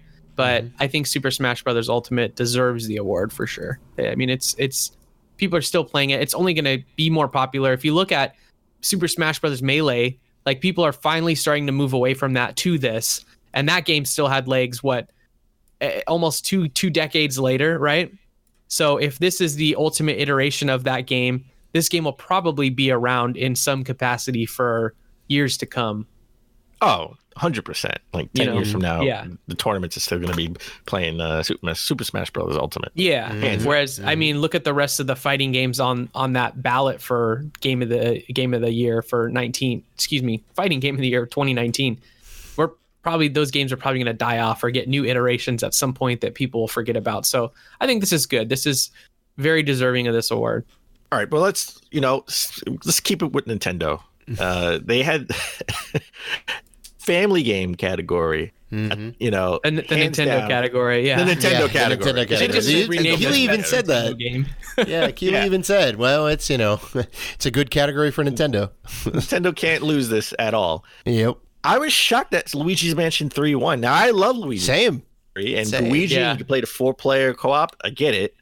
I figured Smash maybe would have won this. I thought, like Smash or Mario Maker, honestly, I thought were the strongest. Yeah, but Mario Maker 2, here's my asterisk for Mario Maker 2, and this is why I think they wouldn't have won. The making aspect of it maybe isn't something that, if you're a small child or a parent, you're not going to really sit here and make levels, more so want to play them, right? So I think that aspect of Mario Maker 2 may be a little bit difficult to make it like a family game. I think Yoshi's Crafted World or Smash Brothers should have took the crown, to be honest. I think Ring Fit Adventure is cool, but not. Yeah, I think you can make a case for all of them except Ring Fit. Ring Fit is not a family game. That is a single person game. Yeah. And I don't think you want to share your sweaty strap and ring device with other people. I wouldn't want to personally. Yeah, it's a hard pass for me. Most expensive rubber in video game. Yeah. It does feel nice though. I bought it because I was being lazy and not going to the gym, and I was like, well, maybe this'll keep me active. It feels really nice. It's got a good build. It's got it feels like a premium piece of plastic. All right, I'll put it that way. Okay. Yeah. Well, but not a family game. Not a family game. Nintendo's used to making the most expensive cardboard and the most expensive rubber. Okay, right? They just are. I have all these Labo kits, and they're probably going to deteriorate over time. And I spent so much money, $60-$70 on these things. So Nintendo knows how to get me. Which, as a side note, I think Labo's done. Yeah, I can't. I think it is too. Yeah, I think it. I really was on board. I bought the first set, not the robot, but the multi-kit. And I really enjoyed it. Like, it's definitely geared towards a younger audience, but for me, it felt like reminiscent of getting Lego sets and putting them together. And I liked the building aspect. I didn't play with them afterwards. I tried it once and I was like, oh, that was cool. And then that was it. But I think it's a cool concept to kind of show the technology that's in the Joy-Con controllers and what's in the Nintendo Switch itself, what you can do, different things. But yeah, I don't think people are. I mean, you can see these things are discounted all the time now. I think they're just trying to get rid of them. I can't wait for the fire sale. Target had one fire sale, and I missed out on it, so I can't wait for the next one where everything is going to be like $10-$20, and I'm there. You go. Then it'll be the most affordable piece of Labo cardboard. VR fire sale because I really want to get in there and do the Labo VR stuff. I heard the VR experience not great though. Yeah, no, I for sure. But I do want to try it, and for $20, I'll give it a shot. Yeah. So, moving on to the best score in music. I got to be honest. For the 2.5 hours I've played of Death Stranding, I was like, hands down, it has to be this. Oh my gosh! Just wait! Oh, it gets so good. Because when you play a walking simulator, it just hits that right moment, right? The music just cues up at the right moment to make you feel whatever narrative is happening. And I do give Death Stranding that. It made me feel different emotions when the music queued up at the different points. As I it's got like delivered packages. Yeah, it's got like the perfect stings to that game. And I guess you're saying it gets even better later on, Matt, which we're super hyped to get into. But I put that game on hard, so it's going to be a while before I get to the end of it. I may have to crank it down to normal just to get through it, but and you can do that at will. It won't. You can like switch it back and forth, so that's great. That's not a problem. But for this category, I think I also voted Death Stranding for sure. I would have said Sayonara Wild Hearts. If that had won, I wouldn't have been upset. That game was stellar. It was, able to be played through in a couple sittings. It's very short, but it is marketed as basically a visual, playable pop album. And I think some of the coolest songs I've experienced this year in games came from Sayonara Wild Hearts. I played through it on Apple Arcade, and it was just a fantastic experience, to the point where they actually released the album separately, and I would listen to that because the music was so good. So nice. I don't usually do that with video game soundtracks, mostly because they're not available on any platforms, which is another conversation for another day. But that game was great. Cadence of Hyrule also very good if you're into Legend of Zelda. They remixed a lot of the music there.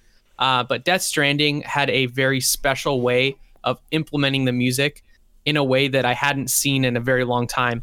I'm not sure, you guys have probably gotten to this point already, but the first time you're just walking and it's that vast open green area, and then it pans out and a low roar song comes on, and it just hits you. And I have not experienced something like that before in a game, mainly because they kind of call attention to it. Like they show the track listing and the artists come up, and then the way that it just kind of slowly comes in is it's really brilliant. But this game's great. I think put Low Roar on the map for a lot of people. I'd never heard of Low Roar. I went on a huge Low Roar listening spree after that, and I'm a huge fan now. But in addition to that, they had an original soundtrack that was done that features artists like Major Lazer, Khalid, Churches, The Neighborhood. There was a song on there from Bring Me the Horizon, which was dope. Like just a nice throwback to the 2000s era. Right. So, I mean, they did such a good job with this game overall. But the soundtrack, I think, is one area that you can't argue was nothing short of a masterpiece, in my opinion. Well, I think my second choice was either Cadence of Hyrule or even Kingdom Hearts 3. I've never played a Kingdom Hearts game until Kingdom Hearts 3, and I thought the soundtrack was fantastic. I was like mesmerized. The only issue I had with Kingdom Hearts 3, which took me out of the game, is sort of going in the ship in the hub world. Right, that was a game in itself, which was annoying, and that took me out of that took me out of the experience. But I love the soundtrack for Kingdom Hearts 3. I think Kingdom Hearts soundtrack was fantastic. I think they get a little bit of a pass because most of them are based on Disney properties, so they're already kind of known quantities, and they get to just play around with them. Similar to Cadence of Hyrule, where it's already music we've heard for the most part, not a lot of original stuff. It's remixes of existing music, which is obviously cool and nostalgic. But I think from like an original soundtrack standpoint, Death Stranding came through there clearly above the rest of the competition. So as a side note, I gotta mention action game. Devil May Cry 1 best action game. I love this game. This was my half game of the year earlier. But, well, we do. The halfway point. I gotcha. Yeah. You know, like right after E3, we sort of have our half game. So this was my half game of the year. I'm just glad this isn't forgotten and it got some love, right? Get some recognition there. Devil May Cry 5 best action game. Yeah. Well, they had the band last year do, I guess, like the theme song from Devil May Cry play on stage and all that, right? So it's nice to see this kind of come full circle and pick up that action game.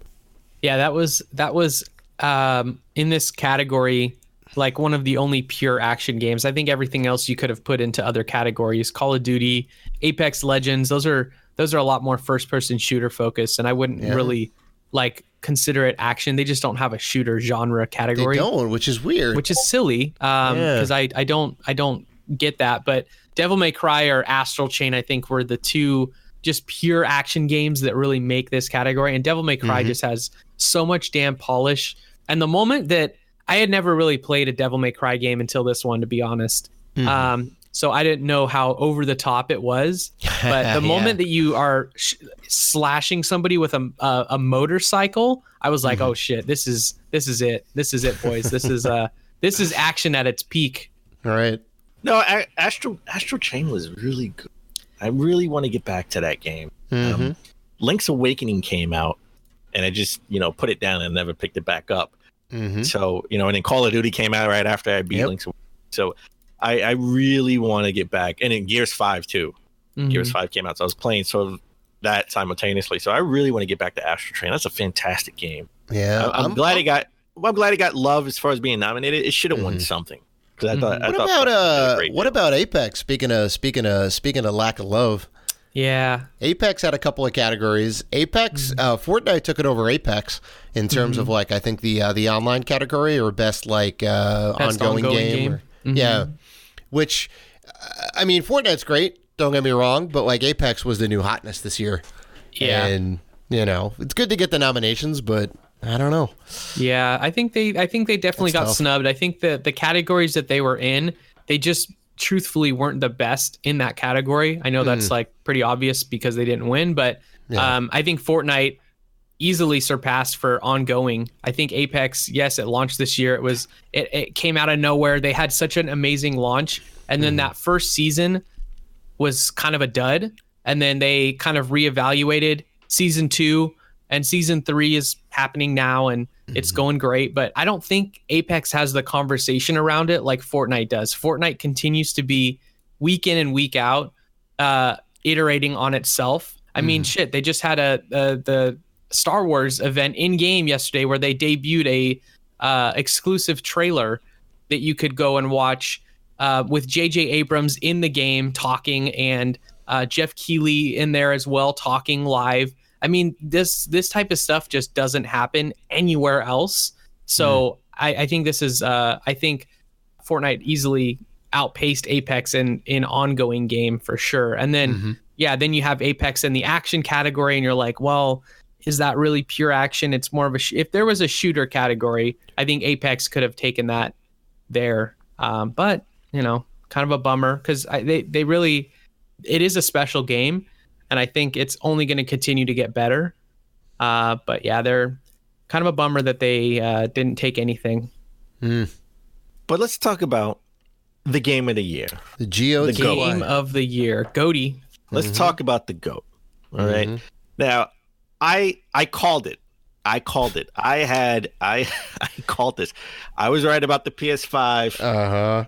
And I was right about who was going to be the game of the year for the Game Awards, at least. May not always be right, but you're never wrong. Dan Robinson.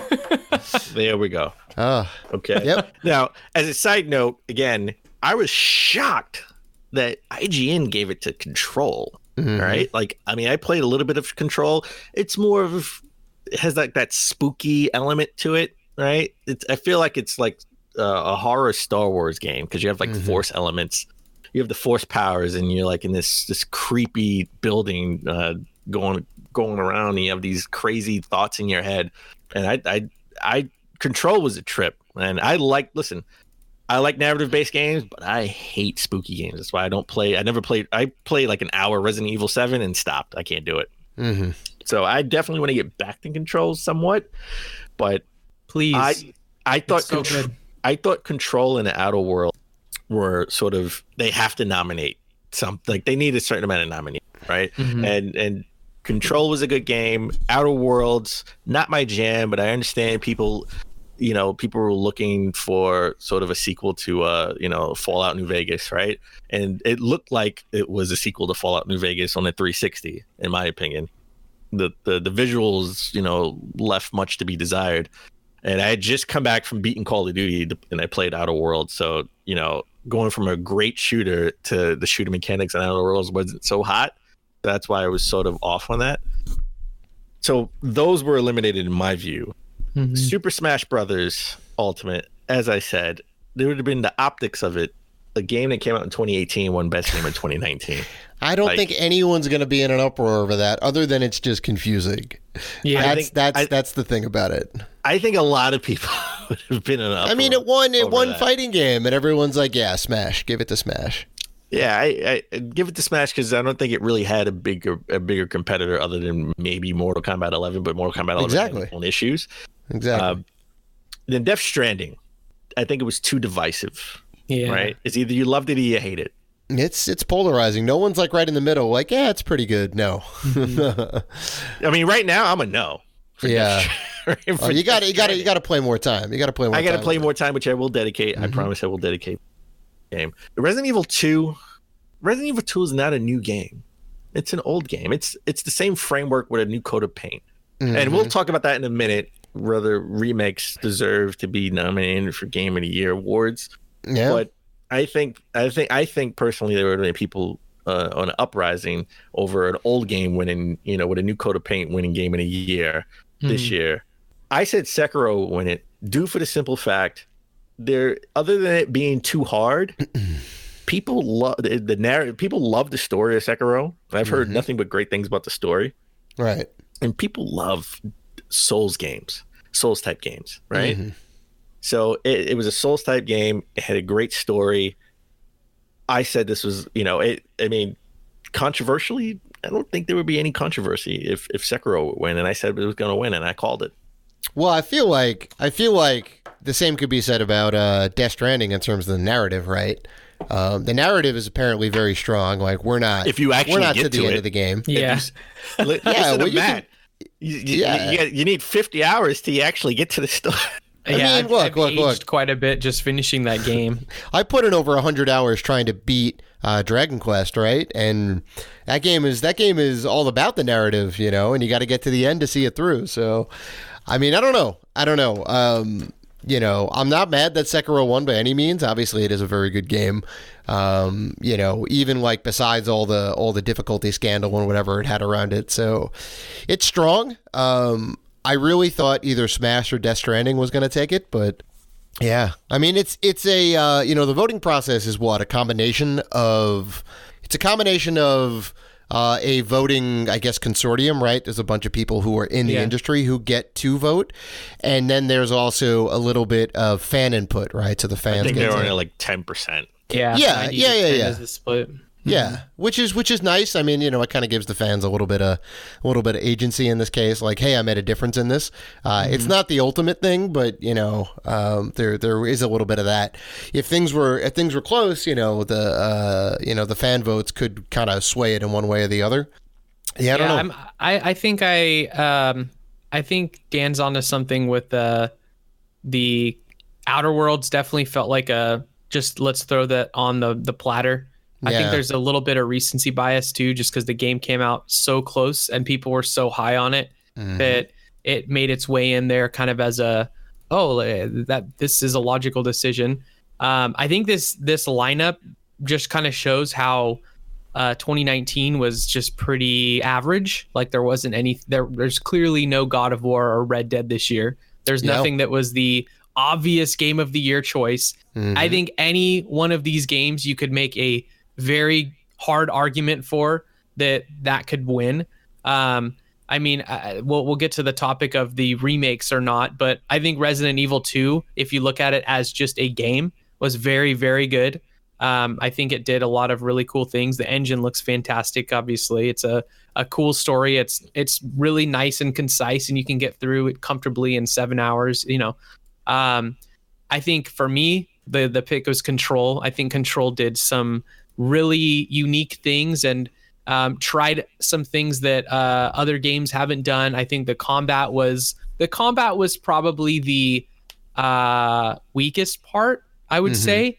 It got a little bit samey, but I think the funness of it, using the different powers and the gun, it could morph into different gun types, was cool. I mean, I think the art direction and the performances from the actors and actresses were really what carried that game for me personally. But it's not a perfect game. It's not. I think I rated it earlier this year for Mammoth Gamers, one of the websites I was writing for at the time, and I think I gave it like an 86, which is fair. I think I would have said like for sure that's on that site there was no like odd points. They were only even. I think I really would have pinned it like at an 85 personally.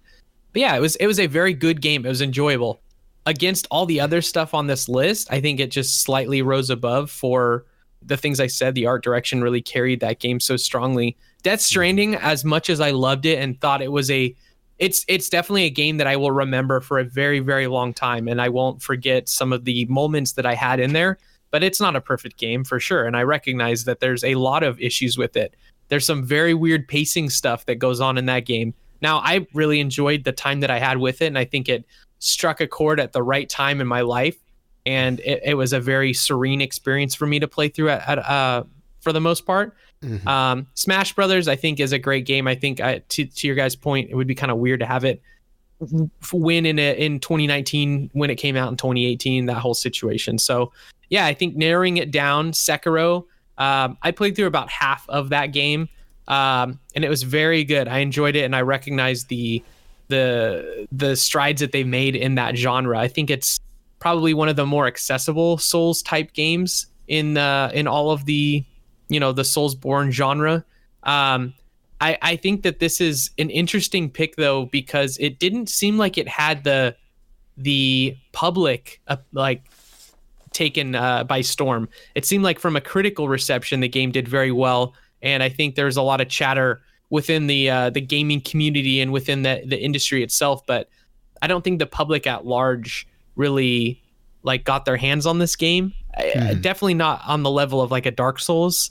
I think Dark Souls kind of broke through into the mainstream a bit more, even though it is still kind of a niche category. Right. So I think that this is good news. I think this is well deserved for From Software because they have put out really good games. They just haven't broken through to that mainstream audience, and this might be a way for them to like really get that messaging across that this isn't a niche genre anymore. This is something that is available for everybody to play. And yes, it is difficult, but if you can buckle down and get good, as they say, it's a very enjoyable experience. Right. Yeah. No. It's like two ends of a spectrum. It's either a Souls game or a Yoshi game. That's how I look at it. All right. Where are you going to swing? And I listen. I put in 2 hours in Bloodborne. I couldn't get past like the first person guarding the gate. Yeah. I played a demo of Dark Souls on Switch. I couldn't even get up the staircase. I'm good. I'm good. I think I'm good. Yeah. So I mean, even like saying all that, and I know there's a lot of controversy surrounding a lot of these games and these kind of nominees, and there's a lot of factors more than just the game itself. Funny enough, and kind of one of those things that you brought up a little bit ago, Dan, is the Resident Evil. The Resident Evil 2 being on this list, just being nominated for a category in general, being nominated for Game of the Year. We had two big games, Resident Evil 2, and we also had Link's Awakening, the remake in this case, right, come out in this year. And some people had them nominated, some people didn't have them nominated. Some people have been falling on the side of, well, they count. Some people said that they don't count. I know that me and you may be a little bit at odds on this, but I mean, I think it's something that's kind of worth exploring a little bit. Matt, let me tell you my position. All right. Are you ready? Yes. I'm going to tell you this right now. Okay. I work in real estate. Okay. I work in real estate. I'm in the legal real estate realm in New York. When you have a building, right? It's not really a new building if you continue to use the framework. If you can, unless you crash it down and rebuild it from scratch, it's still the old building with a new outer shell. Okay, same thing in video games, in my view. Resident Evil 2 remake and Link's Awakening, both great games. Even though I'm not a horror spooky game guy, right? Yeah. I gravitated more to Link's Awakening. Link's Awakening was fantastic and took all of my attention in September. But it's still an old idea. It's an old idea with some new color. All right. I think it takes away from actual new ideas that came out this year, from them getting recognition. Resident Evil 2 got the recognition it deserved when it came out. Link's Awakening got the recognition it deserved when it originally came out, and then again came out again when it was the Link's Awakening DX with an extra level, right, on the Game Boy Color. So I think we take away from brand new ideas, right, and in innovation when we give awards to old ideas with new skin on it. So I have both Link's Awakenings for the Game Boy and the Game Boy Color, and I love Link's Awakening on the Switch. I do, I really do. But personally, I wouldn't nominate it for any awards other than best remake, best old idea with a new coat of paint is what I call it. So what is your? Well, hold on. So where those points are valid, but and I certainly respect those points. I have to also disagree, and you did bring up some good points about the fact that. It's an old game with the new coat of paint. Sure, it's sharing some of the same ideas. How much new is there to quantify it to say, well, there's enough new stuff here that it deserves some merit, right? And in what fashion do you give it that merit, right? By the same token, old games with a fresh coat of paint Tetris 99 clearly falls into that category, right? And Tetris was nominated in this case. Tetris is always the same game. The mechanics are always the same. It's what kind of fresh coat of paint do you put on there, right? So, does Tetris Effect that came out last year, does that count for game of the year? I wouldn't make it count personally. Right, but I mean, it's a whole VR experience, right? They obviously put a lot of love and care into this. It's a new studio that put this game together. Do they not deserve recognition for their efforts in this case, right? That's like really kind of my stance, and I think like the line that I draw is how much new is in the game. And if there's enough new set pieces in there, if they've done enough new to kind of rework the game, even a lot of the main story bits may be the same. You're hitting the same things. Maybe even some of the dialogue is the same or whatever it is. But you've kind of reworked the gameplay a little bit, added new modes in there. Changed some of the camera angles. Maybe it's all new voice work. Who knows? You kind of like, for me, I have to add up all that stuff and say like, well, I think this is worthy, right? So I'm not mad at Resident Evil 2 being in that list. I'll say that. And we're gonna have the same issue next year because we have Final Fantasy remake. 7. That's what I was going to get to. And Resident Evil 3. Yep. All right. Let me give you guys my take. So both of you guys, valid points. So I think it comes down to the remake versus remaster conversation. If this was a remaster, no. That doesn't count. That to me is a old game with a fresh coat of paint. That is effectively you're seeing the same game. The remakes are from the ground up being rebuilt in an entirely new engine. And I think if you can put these two games, the original version and the new one side by side, and you don't realize that that's the same game, I think you've achieved your goal there of making a new game.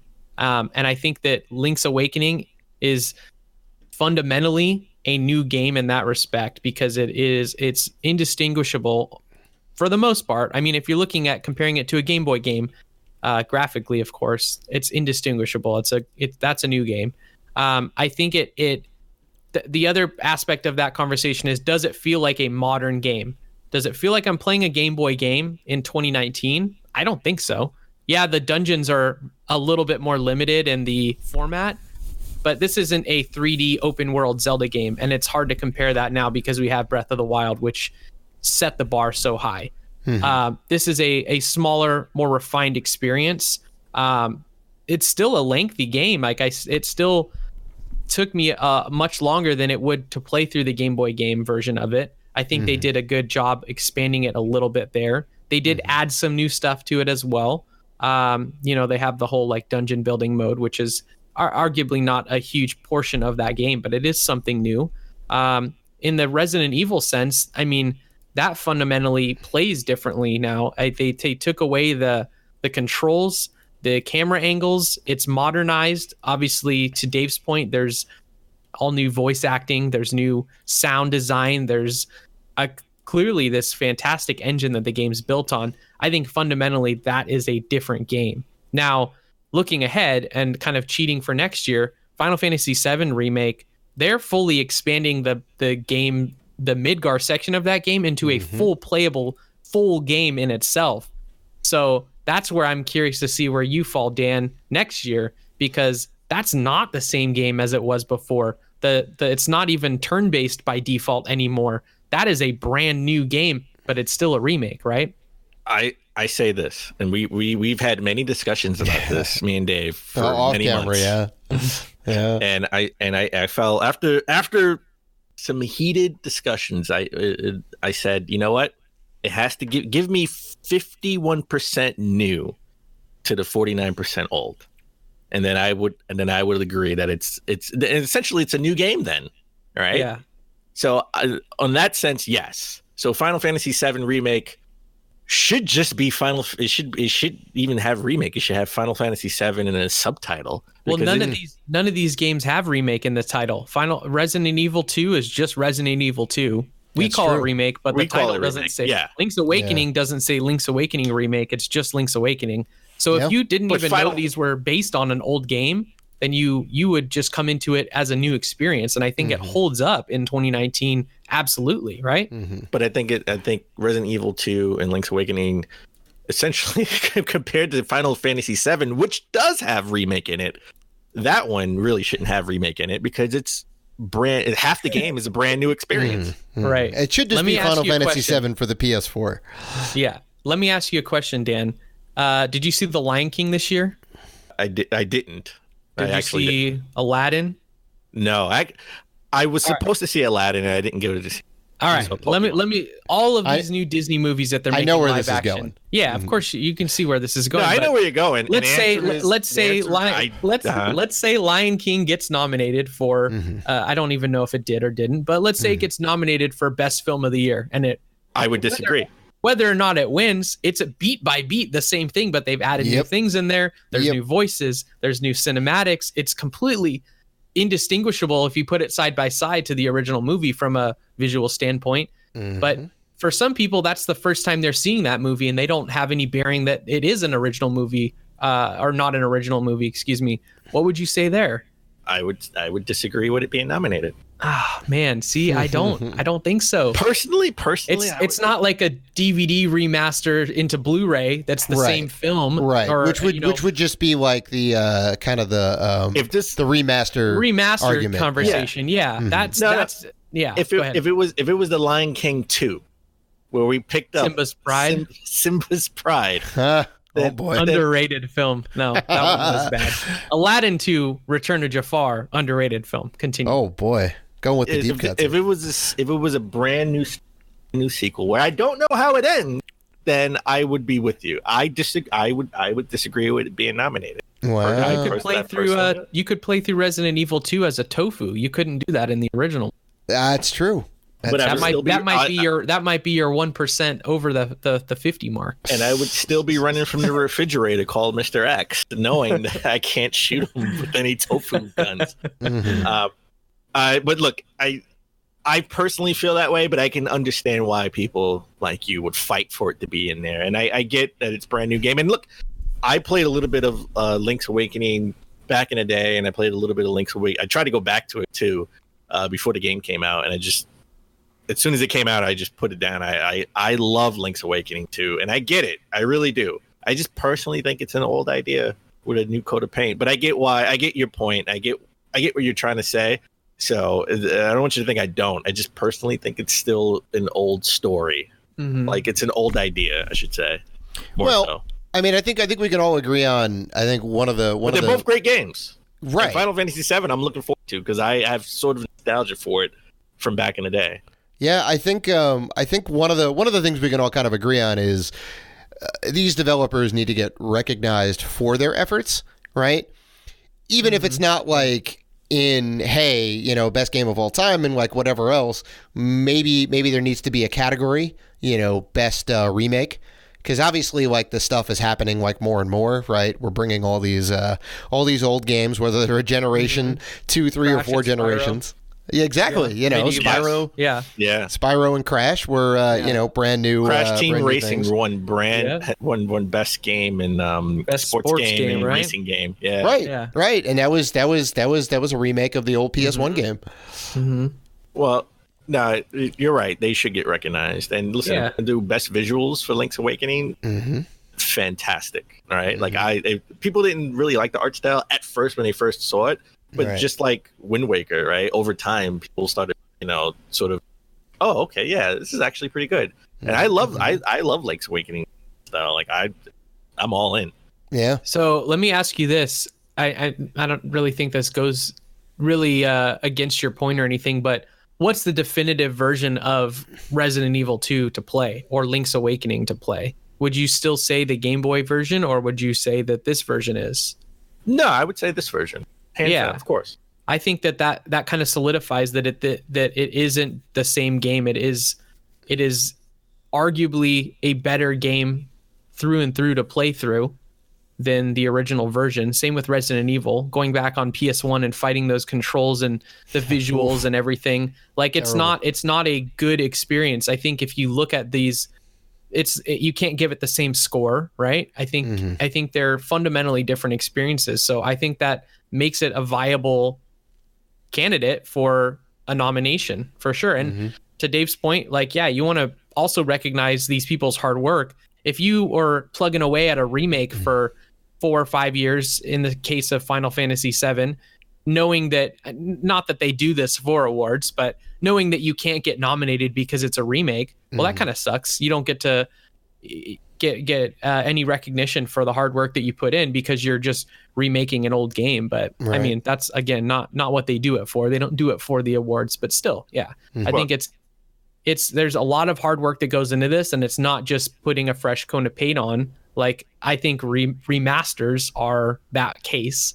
I don't think that those should ever get nominated because, like, Last of Us Remastered, that I don't think it was nominated that year anyway, but that wouldn't feel fair because that's basically the exact same game, just upscaled, right? Yeah.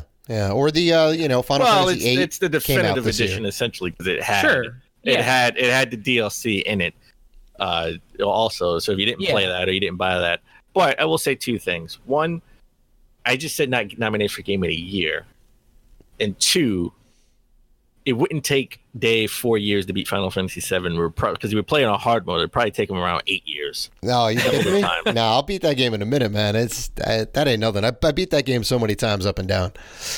So that will not be a problem. Also, it's probably not going to have a difficulty slider in that game. It'll probably just be the game. Yeah. Well, let's bring it back to the Game Award.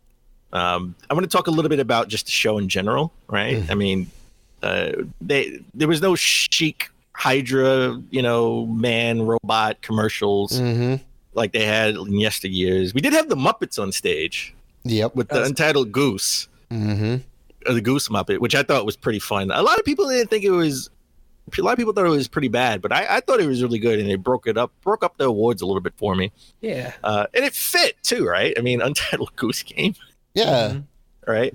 But we had more mainstream actors, directors, and athletes at the show. I mean, we had Vin Diesel, Nolan North, we had Reedus, Steph Curry. Steph Curry was there. Yep. Yeah. Right? That was a little bit of a surprise. He came out, I think, for like best esports personality or something, I think, which like kind of made sense. Yeah. So, like everybody from all walks of life, we're everyone's a gamer, right? I mean, look, Reggie is not even in gaming industry anymore, and he keeps his perfect attendance up. I mean, he's a college professor essentially right now, right? So the show as a whole is getting more notoriety, which is great. I don't want to go back to the years of Spike TV and getting slimed with Shaq. No.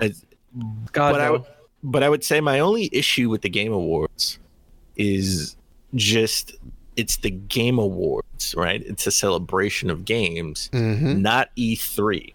So people said they were very disappointed, but all their reasons for being disappointed were they weren't shocked and surprised at game announcements. Compared to shock and surprise to who won awards and who didn't win awards, or who was nominated or who wasn't nominated. So I think in that aspect, like Jeff Keighley ran through a bunch of awards like in a 10 minute span, right? He was just like, and the winner is this guy, and the winner is this guy, and the winner is this game, and the winner is this game, and the best esports coach is this person. Yeah, like some of those you can kind of run through because they're not like super great, but I felt like there should have been more that had stage presence. Bring someone out, do this thing, because they did do a lot of that. They cut to a lot of trailers. Every 5 seconds was a new trailer, or 3 new trailers, or 10 new trailers, and then they'd maybe get to an award. Yeah, I think this year definitely felt a little bit unbalanced from the awards side. I mean, if you look at other big award shows, like they do the same thing where they run through off screen a lot of smaller awards because they just simply don't have enough time. And we don't want to sit here for a 7-hour long award ceremony. Like that's right. That's not feasible either. So they're trying to strike a balance. And I think the Game Awards is not just a pure award show. Like we have DICE for that. That's going to be more recognizing the industry. And that is a very like heavy on the industry side. There's like no announcements that come out of that. So there are opposite ends of the spectrum if you just want the awards stuff. But I think this strikes a balance. I think this year was very heavy on the announcement side over the awards, and I think next year maybe find a little bit more towards the middle would be a better fit. Give the people on stage a bit more time to talk about their stuff and really like relish that moment a bit more, because I felt like people were just kind of like rushed off or didn't really get ample time to like give their thanks or give their thoughts on whatever. So yeah, I think I agree. It's it definitely could lean a bit more into the award stuff. Well, I know we have the DICE Awards, but I mean, you know, we can have more awards. I mean, it's not just the Academy Awards, not just Oscars, right? I mean, they have the Golden Globes and NAACP Awards, right? Yep. So we can have multiple award shows. I feel I want the Game Awards to be taken more serious, right? I think they still have that stigma of the Spike TV years when they were the VGAs. Maybe a little bit. I mean, you know, they're definitely doing a good job of legitimizing this as like the award show, right? Like this is the Oscars of the award shows. You know, I'm not saying not to have any trailers or not to have any announcements, you know, but it should be less about the announcements and the focus should be mostly on the year in review. Yeah, you know, on the developers and the games that they made. That's Sure. And I think, I guess like their intention is let's get as many eyeballs on this as possible, right? Even if they're just watching the trailers and they don't care about the awards themselves. But I definitely like, I think it was like 70-30 in this case, right? 70% trailers, 30% awards. I will say this. I liked this year the way they did the pre-show, right? Mm-hmm. And they sort of had a different host in the pre-show, and she was giving away a lot of awards. Sydney Goodman, Yeah. So she's from IGN as well. I think she's in the LA office. Yep. I love the fact of how they did. She was awesome too, by the way, because they surprised her with a bunch of trailers. Like she was like, I have no idea what this trailer is. We're all going to be surprised together. Watch this. All right. So I thought that was a good touch. Yep. I just want it to be more of a celebration and less of E3.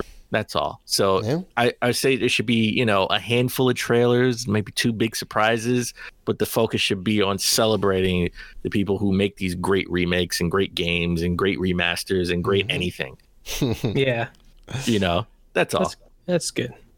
So, but if I had to rate the show overall, I'll give it a 7.5. Oh, okay. So I was going to say, like, what's the scale? 7.5 out of 10 or out of 100? How are we rating it here? How about I'm in that 20. Out of 20. 7.5 out of 20. Oh, Jesus. No. I would give it 7. I would give it 7.5. Okay. I would give it 3 stars. Okay. I'd probably throw up 4 fingers on both hands. So you add those together. I'll give it an 8. You know, it was a good show. I'm a little low on this one. I'd probably say like a 6.5. Wow. Really? I think the Xbox Series X.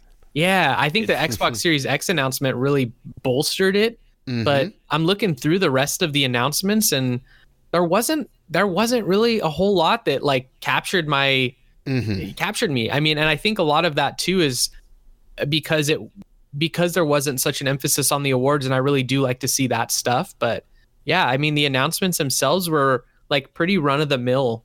Like, I know this isn't an E3, but it felt like it's, especially coming off of last year that had that hype Smash Brothers announcement. If this had a Smash Brothers announcement, I think this would have been easily in the 7s. But I don't know, man. I walked away a little disappointed. Like, I expected more. And I think the way it ended on such a lackluster note with Fast and the Furious Crossroads, just kind of left a bad taste in my mouth.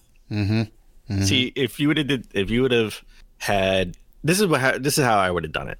I would have, at the start of the show, right?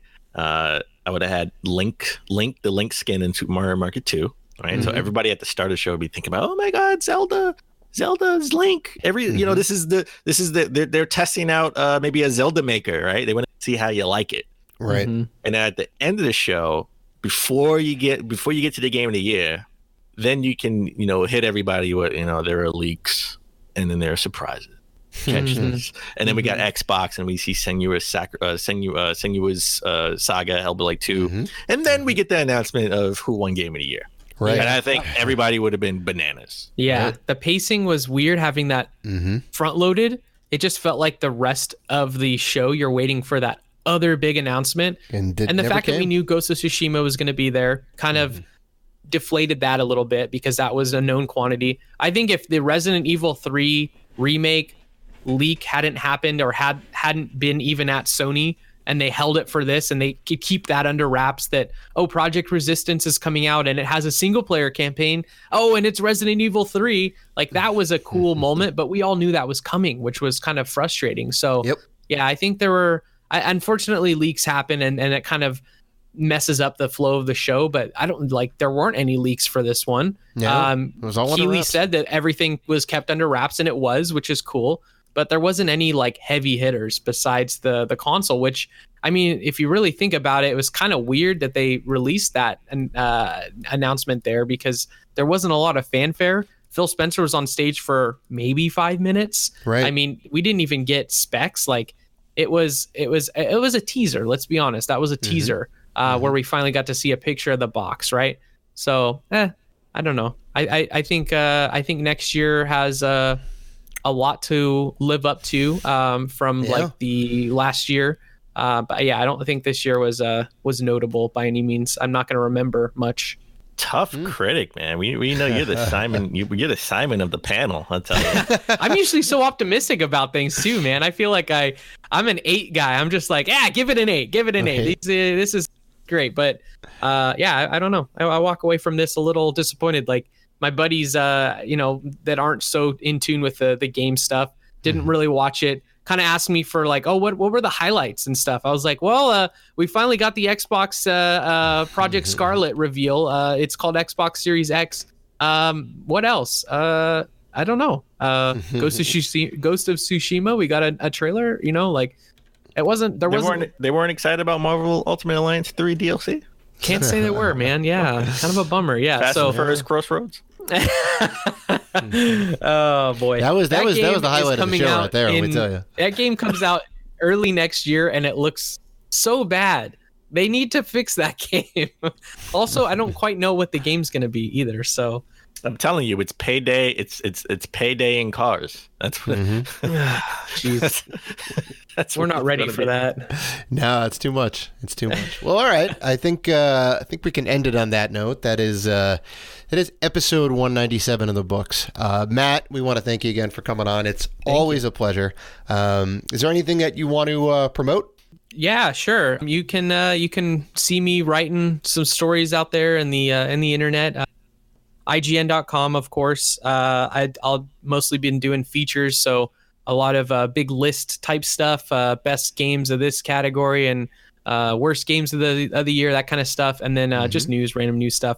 Follow me on Twitter, just at Matthew Adler, and also on Twitch as well. I need to get back into streaming. That's one of my goals for next year. I was very gung-ho about it this summer, and then kind of fell off, and it's been a little bit of a mental struggle for me the past few months, and been dealing with some stuff. So next year I'm going to get back in there, twitch.tv/Matthew Adler as well. So. Oh, awesome. Well, all that being said, if you want to interact with us, and we know you do, you can find us on Facebook, Twitter, Instagram, and YouTube at Rated G for Gamers. So go follow Matt, follow him on IGN, sign up for his Twitch. If you have Amazon Prime, you can give him a free sub, which is nice. That's right. So go do that. And so please like, listen, rate, review, and subscribe. And as always, keep gaming.